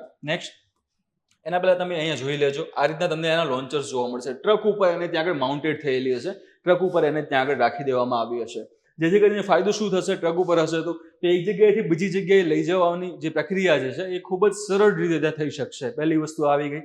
સેકન્ડ વસ્તુ એની અંદર શું આવી શકે છે કે કોઈ પણ જગ્યાએ તમે હુમલો કર્યો છે, હુમલો કરવાના કારણોસર જે દુશ્મન દેશ છે એને તમારા એ સ્થાન વિશે માહિતી મળી ગઈ છે. તો સ્થાન વિશે માહિતી મળ્યા બાદ એ ટાર્ગેટ ઉપર હિટ કરવા માટે, એટલે આ લોન્ચરને જ તોડી પાડવા માટે એમના દ્વારા કોઈ મિસાઇલ છોડવામાં આવે છે તો એ વખતે આ પોતાનું સ્થાન બદલી નાખશે, એક જગ્યાએથી બીજી જગ્યાએ જતી રહેશે, બરાબર. બીજી વસ્તુ આ થઈ. ત્રીજી વસ્તુ શું થઈ કે એ સ્ટેન્ડ બાય મોડમાં ત્યાં આગળ રહેશે, કે ડાયરેક્ટલી જ્યારે જરૂર પડે છે ત્યારે ઇઝીલી એને એક જગ્યાએથી બીજી જગ્યાએ પહોંચાડ્યા બાદ સરળતાથી એનો ઉપયોગમાં લઈ શકાય છે. ઓકે, તો એના અલગ અલગ એના ફાયદા છે, એના અલગ અલગ એના ગુણધર્મ આપણે એને કહી શકીએ.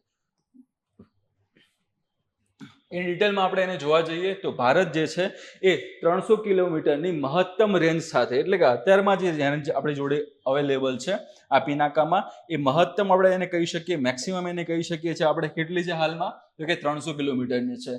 એ રેન્જ સાથે Pinaka multi barrel rocket launcher system, અહીંયા સ્પષ્ટ વસ્તુ કીધી છે એને. શું છે? તો Pinaka multi barrel rocket launching system. જે હમણાં તમને વાત કરી એ પ્રમાણે કે હવે શિવજીનું ધનુષ તમે યાદ કરો, પિનાક ધનુષ છે એને તમે યાદ કરો, બરાબર. તો ધનુષ જે છે એ શું કામ કરે છે? તીર છોડવાનું કામ કરે છે.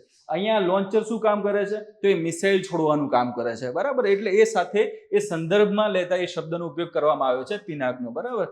તો આ લોન્ચર સિસ્ટમના અદ્યતન પ્રકારો સામેલ કરવા માટે તૈયાર છે સંરક્ષણ સંશોધન અને વિકાસ સંગઠન, એટલે આપણું કે DRDO. ઓકે, DRDO જે છે એની વાત કરી છે, એના દ્વારા આનો વિકાસ કરવામાં આવ્યો છે, એનું નિર્માણ ત્યાં કરવામાં આવેલું છે. આ નવી સિસ્ટમો અગાઉના સંસ્કરણોથી નોંધપાત્ર અપગ્રેડ દર્શાવે છે અને આત્મનિર્ભર ભારત, જુઓ હમણાં જ મેં તમને થોડી વાર પહેલા વાત કરી હતી કે આત્મનિર્ભર ભારત, મેક ઇન ઇન્ડિયા પહેલ, આ બધી કેમ લાવવામાં આવે છે, એનું કારણ શું છે? તો એનું કારણ સૌથી મહત્વનું તમને આ જોવા મળશે કે આવનારા સમયની અંદર આપણે જે છે વિશ્વના વિવિધ દેશો છે એના ઉપરની નિર્ભરતા છે ઓછી કરી દઈએ અને જે પણ વસ્તુની જરૂર આપણે પોતાને હોય છે એ આપણા દેશમાં જ બનાવીએ. અને એ માટે જે અલગ અલગ જે સોપાનો, અલગ અલગ જે સ્ટેપ્સ લેવાના હોય છે ગવર્મેન્ટ દ્વારા લેવામાં આવી રહ્યા છે અને જે જગ્યાઓની ફાળવણી પણ સરકાર દ્વારા કરવામાં આવે છે. ઓકે, તો આત્મનિર્ભર ભારત પહેલ હેઠળ સ્વદેશી સંરક્ષણ ક્ષમતાઓ માટેના ભારતના દબાણનો આ મુખ્ય ભાગ છે, બરાબર. એટલે ભારતનું જે પ્રેશરની વાત કરીએ, અહીંયા શબ્દ જે છે એ પ્રેશર ત્યાં આગળ આવશે, દાબજૂજ જે આગળ આવે છે એ એનો આ મુખ્ય એક ભાગ છે. અપગ્રેડ કરેલ સંસ્કરણોમાં તમને જોવા મળશે કોણ? તો કે પિનાક 3 જોવા મળશે, પિનાકા 3, અને બીજું તમને જોવા મળશે પિનાકા 4, બરાબર. હવે અહીંયા જે વાત કરી છે 3 છે, એની રેન્જ કેટલી છે? તો એની રેન્જ તમને જોવા મળે છે 120 કિલોમીટર જેટલી જ, બરાબર. અને જે નેક્સ્ટ એના પછીનું આવે છે કે પિનાકા 4 જે છે એની રેન્જ કેટલી આવે છે? એ તમને જોવા મળે છે 300 કિલોમીટર. એટલે અહીંયા એક બીજી વસ્તુની પણ સ્પષ્ટતા થાય છે કે જે પિનાકા રોકેટ લોન્ચિંગ જે સિસ્ટમ છે આખી, ઓકે, એ રોકેટ લોન્ચિંગ સિસ્ટમ છે એની અંદર 2 અલગ અલગ વર્ઝનનો સમાવેશ કરવામાં આવ્યો છે. એ વર્ઝન ઉપર અથવા તો એ વર્ઝન સાથે સંબંધિત પ્રશ્ન પણ બની શકે એમ છે. જેમ કે પિનાકા 3 જે રોકેટ લોન્ચિંગ સિસ્ટમ છે એની સ્ટ્રાઇક કરવાની ક્ષમતા, એની રેન્જ કેટલી છે? તો એમાં જવાબ કયો આપણે લખવાનું થશે? 120 કિલોમીટર જેટલું, બરાબર. અને ત્યારબાદ જે નવી વિકસિત જે પિનાકા 4 જે છે રોકેટ લોન્ચિંગ સિસ્ટમ, એ કેટલા કિલોમીટર સુધી સ્ટ્રાઇક કરવા માટે સક્ષમ છે, હુમલો કરવા સક્ષમ છે? તેમાં જવાબ શું આવશે આપણો? 300 કિલોમીટર સુધીનો જે આપણો પ્રશ્ન હતો અને એ સાથે સંબંધિત જવાબ પણ અહીંયા બને છે, બરાબર. જે પિનાકા જે હતો એ પિનાકામાં અને હાલમાં જે નવું જે સૌથી વધારે એડવાન્સ અને સૌથી સારામાં સારી રેન્જ વાળું હોય તો એ કયું છે? પિનાકા 4 છે. એ તમારે ખાસ એને ધ્યાનમાં લેવાનું છે. આ સિસ્ટમો ચોકસાઈ, માર્ગદર્શન, ઝડપી ફાયરિંગ ક્ષમતાઓ અને શૂટ એન્ડ સ્કૂટ જેવી ગતિશીલતા સુવિધાઓથી સજ્જ છે, જે ભારતની આર્ટિલરી તાકાત અને વ્યૂહાત્મક અવરોધને વધારે છે. ટૂંકમાં આ વસ્તુની શરૂઆતમાં મેં તમને વાત કરી હતી એ પ્રમાણે એક જગ્યાએથી બીજી જગ્યાએ ઇઝીલી તમે લઈ જઈ શકો છો. જ્યાં પણ હુમલો કરવાનો હોય ઇઝીલી ત્યાં માઉન્ટ કરીને ઇઝીલી કોઈ પણ ટ્રક છે ત્યાં એને ઊભો કરીને તમે હુમલો કરી શકવા માટે પણ સક્ષમ છો. ચોકસાઈની વાત કરીએ એ પ્રમાણે કે જે પ્રિસિઝન સ્ટ્રાઇક જે કરવાનું હોય એ કરી શકવા માટે પણ સક્ષમ છે. એ કરી શકવા માટે પણ આ જે મિસાઇલ્સ છે હશે એ કેવી છે? ગાઇડેડ છે. ઓકે, તો એ વસ્તુને પણ ધ્યાનમાં લેજો ખાસ. નેક્સ્ટ એના પછી જે આપણો ક્વેશ્ચન છે એ છે છઠ્ઠો. 1 જુલાઈ 2025 રોજ કાર્યરત થનાર 1 જુલાઈ 2025 રોજ કાર્યરત થનાર ભારતીય નૌકાદળના કયા યુદ્ધ જહાજથી વિદેશી નિર્મિત યુદ્ધ જહાજની આયાતનો અંત આવશે? અત્યારે સુધી આપણે આ જ વસ્તુની ચર્ચા કરી હતી ને ફરીથી તમને આ વસ્તુ સેમ વસ્તુ અહીંયા તમને રિપીટ થતી જોવા મળે છે. ફરીથી જોજો, 1 જુલાઈ 2025 એટલે આજે હું આજે વિડીયો રેકોર્ડ કરી રહ્યો છું, આજે તારીખ છે 2 જુલાઈ 2025 એટલે કે ગઈકાલની જ વાત છે. ગઈકાલથી આને ત્યાં સમાવેશ કરવામાં આવ્યો હતો, બરાબર. તો 1 જુલાઈ 2025 રોજ કાર્યરત થનાર ભારતીય નૌકાદળના કયા યુદ્ધ જહાજથી વિદેશી નિર્મિત યુદ્ધ જહાજની આયાતનો અંત આવશે? સમજી ગયા આનો મતલબ શું છે? કેમ તો અગાઉની જે અલગ અલગ બે ક્વેશ્ચન હતા એની અંદર આપણે આની બહુ ભરપૂર ચર્ચાઓ એની આપણે કરેલી છે. ફરીથી તમને જણાવી દઉં, આપણે અલગ અલગ ત્યાં આગળ પ્રોગ્રામ્સ લોન્ચ કર્યા છે, જેમ કે અલગમાં કયા હતા તો કે પહેલું આપણે જોયું હતું એ પ્રમાણે મેક ઇન ઇન્ડિયા એટલે ભારતમાં આવીને બનાવો. તમારી ટેકનોલોજી ચલો તમારી છે, વાંધો નહીં, પણ એક કામ કરો, એના ઉત્પાદન માટેના જે સેન્ટર્સ છે એ તમે ભારતમાં સ્થાપો અને પછી ભારતમાં વેચો. એના માટે વેલકમ કરે આપણે પહેલા એમને, બરાબર. જે પણ કાગળિયા કાર્યવાહીની બધી વસ્તુ હતી એ આપણે એને ઇઝી કરી આપી, તમે આવો અને બનાવો. હવે એના પછી આપણે નેક્સ્ટ સ્ટેપ શું લીધું કે જે એ અલગ અલગ વિશ્વના દેશો છે ભારતમાં આવીને બનાવે છે, બરાબર. એના પછી નેક્સ્ટ આપણે શું કરી શકીએ તો આપણે એ ટેકનોલોજી જાતે વિકસાવો અને ટેકનોલોજી જાતે વિકસાવ્યા બાદ જે પણ વસ્તુની આપણે જરૂર હોય એ વસ્તુ આપણા પોતાના ઘરે બનાવો અને ઘરે બનાવીને એનો ઉપયોગ કરો. આ સીધો એનો મતલબ ત્યાં થાય છે.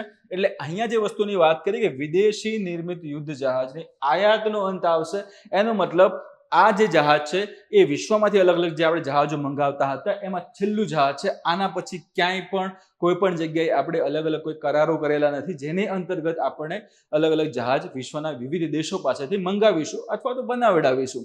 સમજી ગયા? કેમ? કારણ કે આપણી જોડે હવે ક્ષમતા આવી ગઈ છે. એના પાછળ અલગ અલગ સંસ્થાઓ છે, જેમ કે CSL છે, કોચિન શિપયાર્ડ લિમિટેડ, બરાબર, MDL છે, મઝગાંવ ડોકયાર્ડ લિમિટેડ કરીને. ઓકે, તો આવી ઘણી બધી એવી સંસ્થાઓ છે જે આ નિર્માણ એટલે કે અલગ અલગ ફ્રિગેટ્સ છે, કોર્વેટ્સ છે, ડિસ્ટ્રોયર્સ છે એ બનાવવા માટે હવે સક્ષમ થઈ ચૂકે છે. ઇવન આપણે પોતાનું એરક્રાફ્ટ કેરિયર પણ બનાવી ચૂક્યા છે, બરાબર, જેને IAC-1 તરીકે આપણે ઓળખીએ છીએ, આપણે એને વિક્રાંત તરીકે પણ ઓળખીએ છીએ. તો એ બે વસ્તુ, એ જે ત્રણ વસ્તુ તમે જોવા જાઓ કે એરક્રાફ્ટ કેરિયર, એના પછી ડિસ્ટ્રોયર્સ છે, એના પછી ફ્રિગેટ્સ છે, કોર્વેટ્સ છે, આ બધી વસ્તુઓ જે અલગ અલગ જે એની અંતર્ગત જહાજો આવે છે એને હવે આપણે પોતે ભારતમાં બનાવી શકવા માટે સક્ષમ બની ગયા છે અને ભારતમાં હવે આ બધા જહાજો બનશે. લાસ્ટ જે આપણે ઓર્ડર આપેલો હતો એ પ્રમાણે રશિયાને આને આપણે ઓર્ડર આપ્યો હતો. ઓકે, આ જે ફ્રિગેટ્સ છે, સ્ટીલ્થ તમને ફ્રિગેટ જોવા મળે છે અહીંયા ફોટોમાં. ઓકે, આ ફ્રિગેટ છે એક પ્રકારનું, એ તમને ફોટો ત્યાં બતાવેલું છે. નામ એનું શું છે? 4 ઓપ્શન આપેલા છે: INS Vikrant, INS Shivalik, INS તમાલ અને INS ખંડેરી. ઓકે, અહીંયા તમારો જવાબ શું આવશે? CINS તમાલ. આનું નામ શું છે? CINS તમાલ. એના પહેલા આપણે તબર લઈને આવ્યા હતા, તબર પછી હવે તમાલનો વારો આવ્યો છે. ઓકે, તો આ જે સ્ટીલ્થ ફ્રિગેટ જે છે, ઓકે, એનું નામ શું અહીંયા આપણે આપી દીધું તો કે INS તમાલ. કોની પાસેથી મેળવ્યું છે આપણે તો કે ભાઈ રશિયા પાસેથી. ઓકે, રશિયા જે છે એનું યંતર શિપયાર્ડ કરીને એક જગ્યા છે કેલિનગ્રાડની અંદર, તો ત્યાંથી આને ત્યાં લોન્ચ કરવામાં આવે છે, એટલે ત્યાંથી હવે એને મોકલવામાં આવશે ભારત ખાતે. ઓકે, તો આ વસ્તુ તમારે ધ્યાનમાં લેવાની હતી, એ આવશે.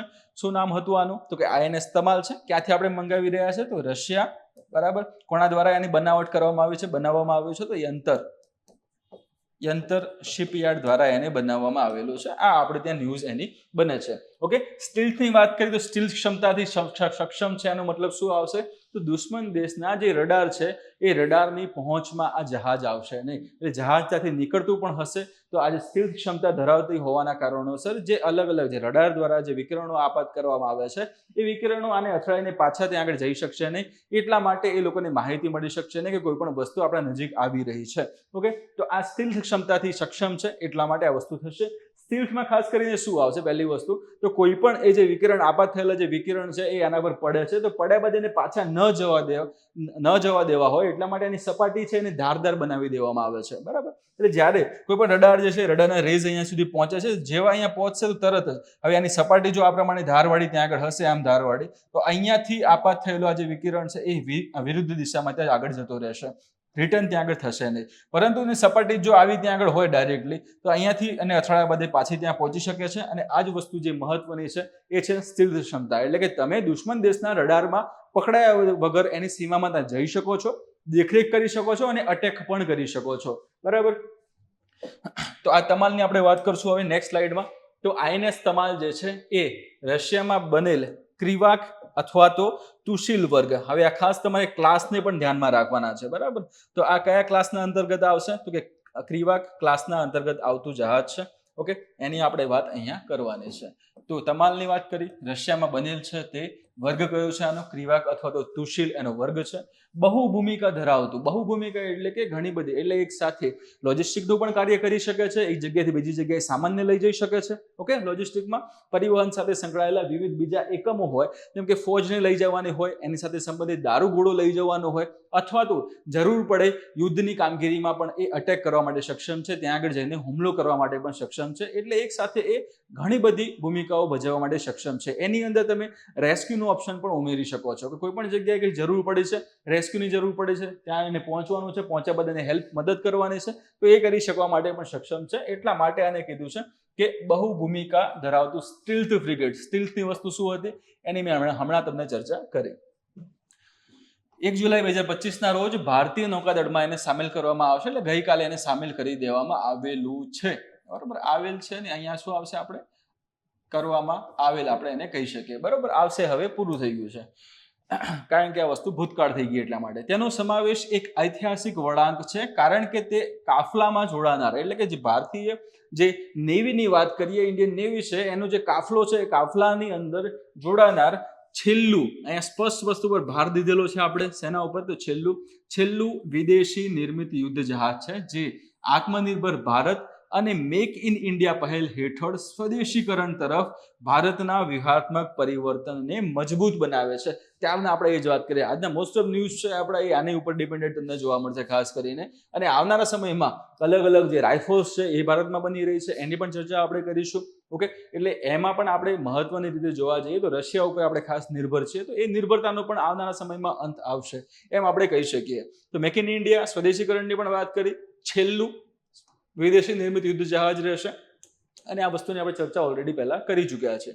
ઓકે, નેક્સ્ટ એમાં તમે જુઓ છો એ પ્રમાણે કે કઈ જગ્યાએ એની બનાવટ કરવામાં આવી છે, ક્યાંથી એને બનાવવામાં આવેલું છે. તો ફર્સ્ટ છે અહીંયા શું આવે છે? યંતર શિપયાર્ડ. સ્થાન કયું છે? યંતર શિપયાર્ડ કરીને.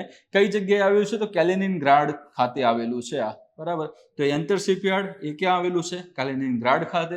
આ સ્થળ કયા દેશમાં આવેલું છે? તો કે રશિયામાં આવેલું છે. બરાબર, તો ત્યાં બનેલ આઈએનએસ તમાલ જે છે એમાં અદ્યતન સ્ટીલ્થ ક્ષમતાઓ, બ્રહ્મોસ ક્રૂઝ મિસાઇલો અને 3900 ટનની ડિસ્પ્લેસમેન્ટ ક્ષમતા છે. એટલે ત્રણેયની વસ્તુ આપણે વાત કરીએ હમણાં કે અલગ અલગ સામાન લઈ જવા માટે સક્ષમ છે, સૈન્ય લઈ જવા માટે સક્ષમ છે, જરૂર પડી તો નાની મોટી આર્ટિલરીને પણ લઈ જવા માટે સક્ષમ છે. અને એ સિવાય યુદ્ધની સમસ્યાઓ આવેલી હોય, યુદ્ધની પરિસ્થિતિ ઊભી થયેલી હોય તો એ પરિસ્થિતિઓમાં યુદ્ધ કરવા માટે પણ સક્ષમ છે. તો યુદ્ધ કરવા માટે એમાં મિસાઇલ્સ પણ લાગેલી છે. કઈ મિસાઇલ્સ છે? તો કે બ્રહ્મોસ મિસાઇલ લાગેલી આપણને જોવા મળે છે અહીં આગળ. તો બ્રહ્મોસ ક્રૂઝ મિસાઇલનો આમાં ઉપયોગ કરવામાં આવેલો છે, જેની આપણે ઓલરેડી પહેલા ચર્ચા કરેલી છે કે બ્રહ્મોસ ક્રૂઝ મિસાઇલ હતી એ ભારત અને રશિયા, ભારત પ્લસ રશિયાનું સંયુક્ત સાહસ હતું, અને એનું પરિણામ સ્વરૂપે આપણને કઈ મિસાઇલ મળી હતી? તો કે બ્રહ્મોસ મિસાઇલ મળેલી છે. ઓકે, આ બ્રહ્મોસ મિસાઇલ મળેલી છે. અને આ જે નામ જે છે બ્રહ્મોસ એ રશિયાની મોસ્કવા અને ભારતની બ્રહ્મપુત્રા. ઓકે, ભારતની કઈ નદી? બ્રહ્મપુત્રા, અને રશિયાની કઈ? મોસ્કવા. આ બંનેના નામના આગળના અક્ષરોને ભેગા કરીને બનાવવામાં આવેલું છે. અને શું નામ રાખેલું છે? તો કે બ્રહ્મોસ નામ એનું રાખેલું છે. બરાબર, આ ખાસ તમે એને ધ્યાનમાં ત્યાં આગળ લેજો. બ્રહ્મોસ ક્રૂઝ મિસાઇલ, આ એક સુપરસોનિક ક્રૂઝ મિસાઇલ તમને જોવા મળશે. 2.8 જેટલી એની ત્યાં સ્ટ્રાઇક કરવાની ક્ષમતા છે, એટલા માટે એની સુપરસોનિક મિસાઇલની અંદર સમાવેશ કરેલો છે. તેનું જે કમિશનિંગ છે એ માત્ર ભારત રશિયા સંરક્ષણ સહયોગને પ્રકાશિત કરતું નથી, પરંતુ રાષ્ટ્રની વધતી જતી સંરક્ષણ આત્મનિર્ભરતા અને તકનીકી ક્ષમતાઓનું પણ પ્રતીક છે, જેની વાત આપણે હમણાં તમને કરી છે. બરાબર, તો એને ખાસ તમે ધ્યાનમાં લઈ લેજો કે આ વસ્તુ કેમ મહત્વની છે. અને મહત્વની છે એટલા માટે આને ન્યૂઝમાં આપણે સમાવેશ કરેલો છે. આવનારી પરીક્ષામાં પણ એ કદાચ એમાં પૂછાઈ શકે. કેમ? કારણ કે છેલ્લું જહાજ છે. હવે વિશ્વના કોઈ પણ દેશો પાસેથી આપણે આવા કોઈ પણ જહાજ, એટલે કે અલગ અલગ આવી જે ફ્રિગેટ્સની વાત કરી, તો એવા જહાજ આપણે બનાવીને હવે લેવાના નથી. કેમ? કારણ કે આપણે ખુદ હવે બનાવવા માંડ્યા છીએ. ઓકે, તો એને તમે ધ્યાનમાં લેજો ખાસ. નેક્સ્ટ એના પછી ક્વેશ્ચન આવે છે 7મો આપણો. ટાઈગર ક્લો નામના પ્રથમ સંયુક્ત વાયુસેના વિશેષ દળોના અભ્યાસમાં ભારત સાથે કયા દેશે ભાગ લીધો હતો? ટાઈગર ક્લો એક્સરસાઇઝની અહીંયા આગળ વાત કરેલી છે, અને એમાં પણ સ્પેશિયલી વાત કરીએ સંયુક્ત. ઓકે, તો અહીંયા ફર્સ્ટ જોયું એ પ્રમાણે એક્સરસાઇઝનું નામ શું છે? તો કે ટાઈગર ક્લો એનું નામ ત્યાં આગળ છે. અને એમાં એની વિશેષતા કઈ છે? તો પ્રથમ. બરાબર, આ ફર્સ્ટ વાર ત્યાં થઈ રહી છે. પ્રથમ સંયુક્ત વાયુસેના વિશેષ દળો. અને હવે જે બીજી વિશેષતા શું આવે? પહેલું તેનું નામ ત્યાં આગળ, એટલે નામની વિશેષતા આપણે ધ્યાનમાં ત્યાં લેવાની છે. બીજી વિશેષતા શું છે? તો આ સૌથી મહત્વની વિશેષતા કે પહેલી વાર યોજાય છે, બીજી વાર થઈ રહી છે, ત્રીજી વાર થઈ રહી છે. તો એ મુજબ આપણને કયો એનો ક્રમ જોવા મળે છે? તો ક્રમ તમને જોવા મળે છે પ્રથમ નંબરનો. હવે આની અંદર કઈ સેના ત્યાં ભાગ લઈ રહી છે? તો કે વાયુસેના ત્યાં આમાં ભાગ લઈ રહી છે. એટલે આ ત્રીજી મહત્વની વસ્તુ આ આવશે. બરાબર, તો વાયુસેના અભ્યાસમાં ભારત સાથે કયા દેશ? એટલે હવે આ જે ટાઈગર ક્લો નામની એક્સરસાઇઝ છે એમાં એક તરફ કયો દેશ છે? તો કે ભારત છે. સંયુક્ત અભ્યાસની વાત કરી છે. સંયુક્ત અભ્યાસમાં શું હોય કે ભાઈ એક દેશ છે એ વિશ્વના અન્ય દેશો સાથે ભેગા મળીને આવી એક્સરસાઇઝ કરશે, અથવા તો એક દેશની સેના છે એ જ દેશની વિવિધ સેનાઓ સાથે મળીને ત્યાં એક્સરસાઇઝ કરે, તો એને સંયુક્ત અભ્યાસ તરીકે આપણે ઓળખીએ છીએ. ઓકે, તો અહીંયા જે ભારત છે એ ભારત વિશ્વના બીજા કયા દેશ સાથે મળીને આ ટાઈગર ક્લો નામની એક્સરસાઇઝ કરેલ, એની વાત અહીંયા એનો ક્વેશ્ચન અહીંયા બનતો આપણને જોવા મળેલો છે. 4 ઓપ્શન છે તમારી પાસે. યુનાઇટેડ કિંગડમ, ઓસ્ટ્રેલિયા, સંયુક્ત રાજ્ય અમેરિકા, એટલે આને ટૂંકમાં આપણે યુએસએ કહી શકીએ.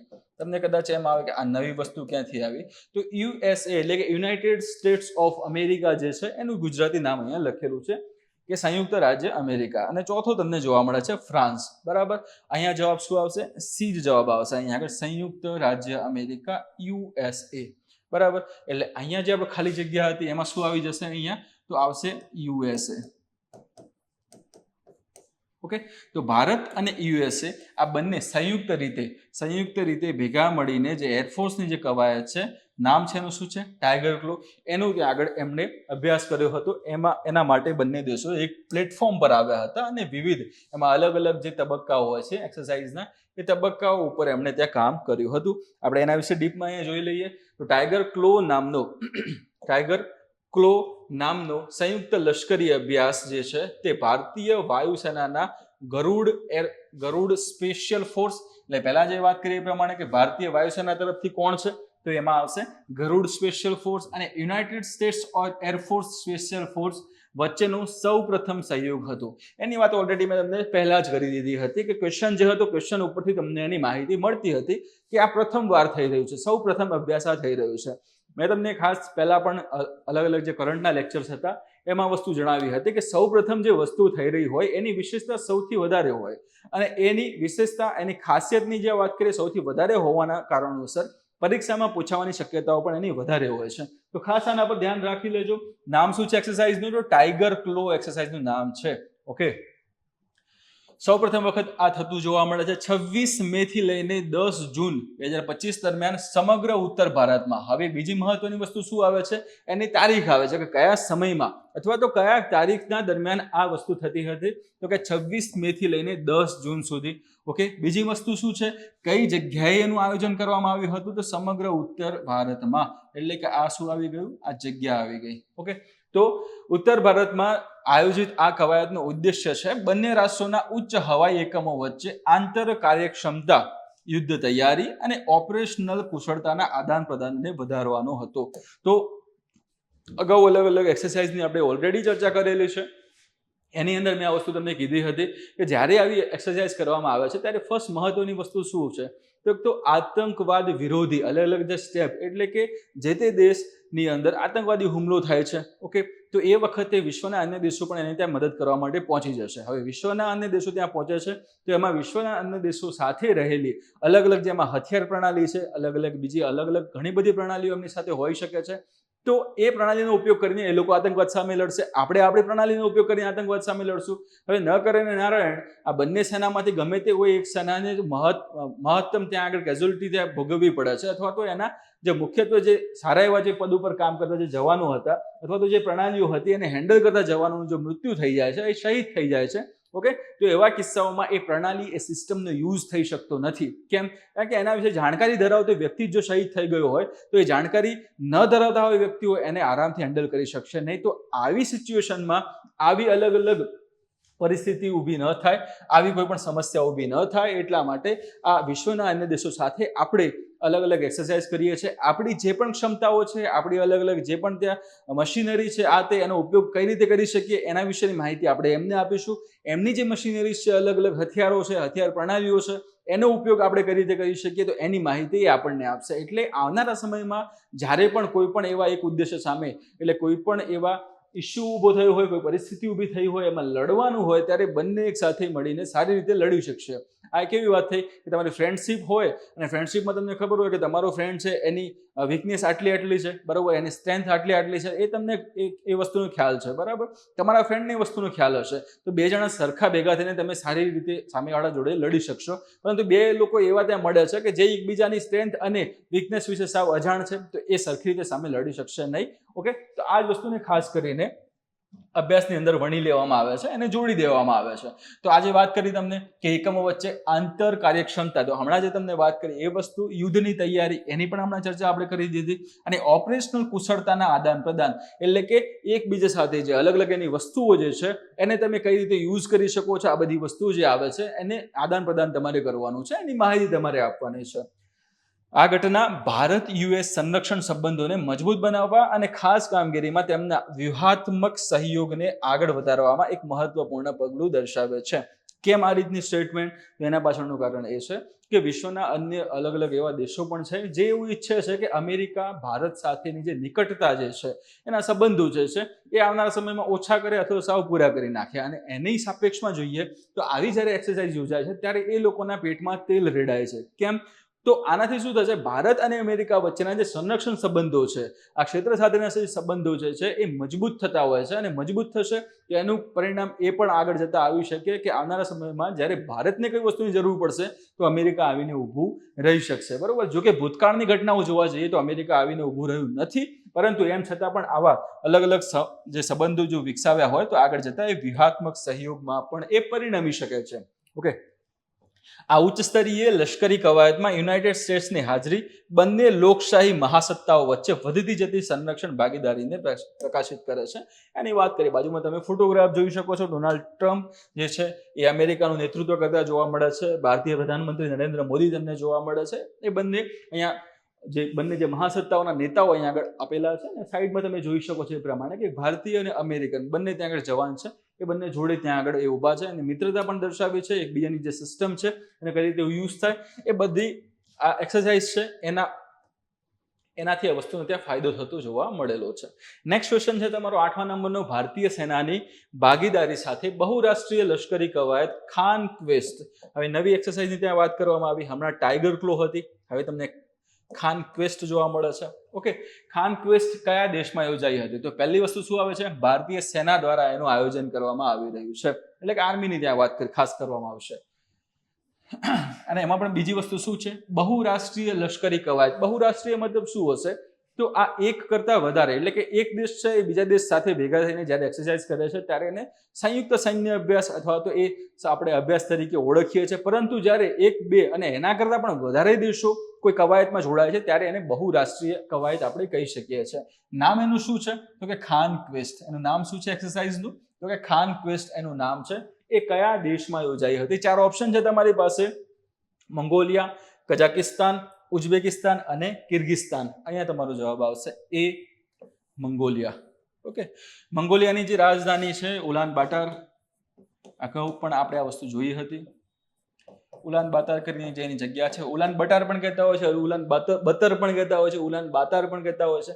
એટલે વસ્તુ શું છે ખબર છે કે આ જે બાતાર જે આપણે વાત કરીએ એમાં ડબલ એ ત્યાં આગળ આવતા હોય છે. એટલે બધા પોતપોતાની રીતે એને ઉચ્ચારણ કરતા હોય છે. આપણે અહીંયા ઉલાન બતાર તરીકે ધ્યાનમાં લઈશું. ઓકે, તો ઉલાન બતાર ખાતે આ એક્સરસાઇઝ જે છે એનું આયોજન કરવામાં આવ્યું હતું અને એનું નામ શું છે? ખાન ક્વેસ્ટ એનું નામ છે.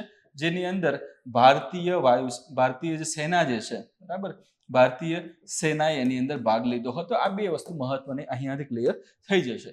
એના પછી નેક્સ્ટ એ જ વસ્તુ વિશે આપણે ડીપમાં જોઈ લઈએ કે વસ્તુ કેમ છે ને કઈ રીતે કામ કરે છે. ઓકે,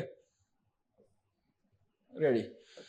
બહુરાષ્ટ્રીય લશ્કરી કવાયત ખાન ક્વેસ્ટ મંગોલિયા દ્વારા તેની રાજધાની ઉલાન બાતારમાં યોજાઈ હતી. જો હમણાં મેં તમને વાત કરી હતી એ પ્રમાણે આ વસ્તુ તમને અહીંયા જોવા મળેલી છે. ઓકે, જે નામની વાત કરતા હતા તે વસ્તુ છે. તો કઈ જગ્યાએ યોજાઈ હતી? ઉલાન બાતારમાં યોજાવી હતી. બરાબર. શરૂઆતમાં 2003માં યુનાઇટેડ સ્ટેટ્સ અને મંગોલિયા વચ્ચે, આ વસ્તુ ખાસ તમે ધ્યાનમાં લેજો. તો કેમ ધ્યાનમાં લેવાની છે? કારણ કે આ જે ખાન ક્વેસ્ટ નામની જે એક્સરસાઇઝ છે એ સ્ટાર્ટિંગમાં ફક્ત અહીંયા તમે જુઓ છો એ પ્રમાણે યુનાઇટેડ સ્ટેટ્સ અને બીજું છે મંગોલિયા, આ બંનેના વચ્ચે યોજાતી હતી. અને ક્યારથી? તો કે 2003માં. બરાબર. એટલે સ્ટાર્ટિંગમાં એ યુનાઇટેડ સ્ટેટ અને મંગોલિયા વચ્ચે દ્વિપક્ષીય રીતે આ કવાયતનું આયોજન થતું હતું. પરંતુ આગળ જતા સમય બદલાતા વિશ્વના અન્ય દેશો જે છે એ અન્ય દેશોને પણ આમંત્રણ મળવા લાગ્યું અને હવે આ જે કવાયત છે એ 2 દેશોની કવાયત ન રહેતા ઘણા બધા રાષ્ટ્રોની કવાયત ત્યાં બની છે. ઓકે, 2003માં યુનાઇટેડ સ્ટેટ્સ અને મંગોલિયા વચ્ચે દ્વિપક્ષીય પ્રયાસ તરીકે શરૂ કરાયેલ આ કવાયત શાંતિ જાળવણી અને લશ્કરી સહયોગને પ્રોત્સાહન આપતી બહુરાષ્ટ્રીય ઘટનામાં પરિણમી છે. ઓકે, આ 2 વસ્તુ ખાસ તમારે ધ્યાનમાં રાખવાની છે. પહેલી કઈ છે? શાંતિ જાળવણી. કેમ આ વસ્તુ આવે છે? તમે જોયું હશે તો ગાઝા પટ્ટી છે એના ઉપર ઇઝરાયલ દ્વારા ત્યાં આગળ હુમલો કરવામાં આવ્યો છે. યુએન છે, યુનાઇટેડ નેશન જે છે એના મેમ્બર્સ ત્યાં આગળ જતા જોવા મળે છે. એના સભ્યો છે, એની જે સેના છે એ ત્યાં જઈને એ જે લોકો છે એને ત્યાં આગળ એ રક્ષણ કરવાનું કામ કરે છે અને ફૂડ આપવાનું કામ કરે છે. એમને આરોગ્ય સંબંધિત વિવિધ સમસ્યાઓ છે એ સમસ્યાનું નિરાકરણ કરવાનું કામ કરતા જોવા મળે છે. તો અહીંયા જે વાત કરી છે એ પ્રમાણે કે પહેલી વસ્તુ શું છે? શાંતિ જાળવણી. એટલે હવે યુએન શું ત્યાં કામ કરી રહ્યું છે? તો ભાઈ ઇઝરાયલ તું કે શાંતિ રાખ, તું અટેક ના કર. ગાઝામાં પણ કહી દેવામાં આવ્યું કે તમે પણ તમારા જે તત્વો હોય એને શાંત રાખો. બરાબર. અહીંયા આપણે શાંતિ સ્થપાવવી જોઈએ, સરખી રીતે રહો બધા અને આરામથી પોતાનો વિકાસ કરો, આરામથી જે પણ કામ કરવાના હોય એ કરો. અહીંયા યુદ્ધનું ક્ષેત્ર આને ન બનાવો. એટલે ખાસ વસ્તુ શું કહેવાશે? એને શાંતિની જાળવણી. તો એના માટે મેં તમને વાત કરી કે યુએનની પણ પોતાની એક સેના, યુએન પોતે સેના બનાવીને નથી બેઠું, પણ યુએનની અંદર જે અલગ અલગ મેમ્બર્સ છે એ મેમ્બર્સમાં વિવિધ દેશો હશે, દેશોની પોતાની સેના હશે. એ સેનામાં જ્યારે પણ જે પણ દેશમાં આ શાંતિ જાળવણી માટેના પ્રયાસો થઈ રહ્યા હશે ત્યારે પોતાનો એક જે નિશ્ચિત ભાગ હશે એને ત્યાં મોકલવાનો થશે. તમે જોયું હશે કે એ પ્રમાણે કે આપણી સેનામાં પણ ઘણા બધા આપણા સગાવાલા કે પછી આપણા ગામના કે કોઈ પણ આસપાસના વિસ્તારના જવાનો કાર્યરત હોય તો એમને ક્યારેક દક્ષિણ આફ્રિકાના એ બધા અલગ અલગ વિસ્તારોમાં, એટલે કે આઉટ ઓફ ઇન્ડિયા એમને મોકલવામાં આવે છે. ઓકે, શ્રીલંકા પણ મોકલવામાં આવે છે ઘણી વખતે. તો શું કરવા માટે? તો એ ખાસ મહત્વનું કામ કયું કરશે? શાંતિ જાળવણી સાથે સંબંધિત કામ એ કરતા જોવા મળે છે. અને લશ્કરી સહયોગને પ્રોત્સાહન આપતી બહુરાષ્ટ્રીય એવી આ ઘટનામાં હવે પરિણમી ચૂકી છે. બરાબર. ખાન ક્વેસ્ટમાં ભારતીય સેનાની ભાગીદારી વૈશ્વિક શાંતિ જાળવણી પ્રત્યેની તેની પ્રતિબદ્ધતાને પ્રતિબિંબિત કરે છે અને વિવિધ રાષ્ટ્રોના સશસ્ત્ર દળો સાથે તેની આંતર કાર્યક્ષમતા વધારે છે. આંતર કાર્યક્ષમતા કઈ રીતની હતી એ મેં તમને હમણાં જે લાસ્ટ સ્લાઇડ હતી એની અંદર ચર્ચા કરીને બતાવી હતી કે એકબીજા દળો ભેગા થશે, ભેગા થઈને શું કામ કરશે. હવે ખાસ અહીંયા આપણે વાત કરતા હતા કે શાંતિ જાળવણીનું કામ કરવાનું છે. દર વખતે એ જ્યારે ત્યારે બધા દેશો ત્યાં આગળ ભેગા થયેલા છે કોઈ પણ એક સ્પોટ ઉપર શાંતિ જાળવણી માટે, તો ફક્ત અને ફક્ત એ રાઇફલ લઈને ત્યાં ઉભેલા નહીં હોય, એના સિવાય પણ એ ઘણી બધી એક્ટિવિટી કરતા હોય છે. જેમ કે તમે અહીંયા જોઈ શકો છો. બરાબર. અલગ અલગ રમતો છે, એ રમતોનું એમાં સ્પર્ધાઓનું અલગ અલગ આયોજન કરવામાં આવે છે આયોજનને આધારે જે વિશ્વના વિવિધ દેશોની સેનાઓ ત્યાં ગઈ છે એના જવાનો આની અંદર ભાગ લે છે અને ભાગ લીધા બાદ એના પરિણામો પણ જાહેર કરવામાં આવે છે. એટલે ફક્ત આવી આયોજન થતા હોય, આવી એક્સરસાઇઝ થતી હોય એનો મતલબ એ જ નહીં હોય કે ફક્ત લડાઈ માટે ત્યાં આગળ અલગ અલગ સ્ટેપ લેવાના હોય, એમાં કામ અહીંયા થશે, એમાં હેલ્પ મળી રહેશે, પરંતુ એ સિવાયના પણ ઘણા બધા એમાં તબક્કાઓ હોય છે. આ કવાયત શ્રેષ્ઠ પ્રથાઓ શેર કરવા, એટલે પ્રથા એટલે અહીંયા પ્રણાલીની વાત કરેલી છે, પ્રણાલી સિસ્ટમ્સ. ઓકે, તો પ્રણાલી શેર કરવા, સંયુક્ત કાર્યકારી ક્ષમતાઓ વિકસાવવા અને ભાગ લેનારા દેશો વચ્ચે લશ્કરીથી લશ્કરી સંબંધોને મજબૂત બનાવવા માટે એક પ્લેટફોર્મ તરીકે કામ કરે છે, ખાસ કરીને સંયુક્ત રાષ્ટ્ર શાંતિ સહાય કામગીરીના ક્ષેત્રમાં. આની ચર્ચા આપણે પહેલાથી જ કરી દીધી હતી કે યુએન જે છે એ આ શાંતિ માટેનું કામ, એટલે વૈશ્વિક શાંતિના કામ સાથે પણ સંકળાયેલી છે. તો એમાં જે અલગ અલગ જે ફોજ મોકલવાની હોય એમાં આપણા જવાનો જાય છે અને એનો જ ભાગ આ તમને એક્સરસાઇઝ સ્વરૂપે જોવા મળેલો છે. એના પછી નેક્સ્ટ જે એક્સરસાઇઝ એની પણ વાત કરી. આજના જે આપણો જે કરંટ અફેર હતો એની અંદર ટોટલ જે 3 એક્સરસાઇઝ જે હતી એમાંની આ ત્રીજી એક્સરસાઇઝ તમને જોવા મળી રહી છે, બરાબર. ત્રીજી અને છેલ્લી આપણે કહી શકીએ. તો ક્વેશ્ચન છે તમારી સામે કે ભારત કયા દેશ સાથે સંયુક્ત લશ્કરી કવાયત શક્તિ 2025 નું આયોજન કરી રહ્યું છે, બરાબર. એટલે કે આયોજન એનું થયું હતું અથવા તો યોજાઈ હતી. અહીંયા ક્વેશ્ચન શું છે તો કયા દેશ સાથે. પહેલા વાત કરી તમને એ મુજબ કે ભારત છે અને ભારત સાથે બીજો કયો દેશ છે એ આપણે અહીંયા જોવાનો છે. એક્સરસાઇઝ કઈ કરી રહ્યા છે તો શક્તિ. નામ શું છે આનું? શક્તિ એનું નામ છે. 2025 એની આવૃત્તિ યોજાઈ રહી છે એટલા માટે શક્તિ 2025 તરીકે આને ઓળખવામાં આવેલી છે.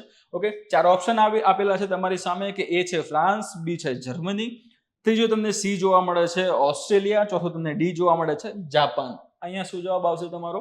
એ જવાબ આવશે ફ્રાન્સ. ઓકે, તો ભારત વત્તા અહીંયા બીજો દેશ કયો બનશે તો કે ફ્રાન્સ બનશે. આ બંને દેશો ભેગા થઈને જે સંયુક્ત જે અભ્યાસ કરે છે, નામ છે એનું શું તો શક્તિ 2025, અને એ આપણા કરંટમાં આવતો જોવા મળે છે. તમે અહીંયા જોઈ રહ્યા છો કે ભારતીય સૈન્ય છે અને સામે ભારતીય સૈન્ય અને એની સાથે સાથે તમને ફ્રાન્સનું સૈન્ય, ફ્રેન્ચ સૈનિકો જોવા મળી રહ્યા છે. 90 જણા જે બંને હતા. ભારત તરફથી પણ 90 સૈનિકોએ ભાગ લીધો, ફ્રેન્ચ જે સેના હતી એના તરફથી પણ 90 મેમ્બર્સ એમાં સામેલ હતા. એના વિશે આપણે ડીપમાં વાત કરી લઈએ, બરાબર.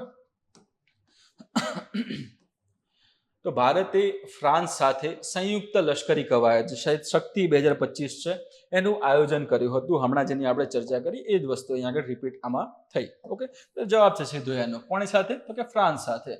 આ દ્વિવાર્ષિક. બીજી મહત્વની વસ્તુ કવાયતમાં શું આવશે તો કે દર વર્ષે થતી હોય તો એને વાર્ષિક તરીકે આપણે ઓળખીએ છીએ, દર 2 વર્ષે થતી હોય તો એને દ્વિવાર્ષિક કહેવામાં આવશે. તો આ કવાયત કયા પ્રકારની છે? દ્વિવાર્ષિક પ્રકારની છે, 2 વર્ષે થશે. આ દ્વિવાર્ષિક ભારત ફ્રાન્સ લશ્કરી કવાયતની 8મી આવૃત્તિ છે, બરાબર. એટલે આ વસ્તુ તમારે ધ્યાનમાં રાખવાની છે. 2025 જે આવૃત્તિ યોજાઈ હતી એ કયા ક્રમની હતી તો કે 8મા ક્રમની હતી, બરાબર.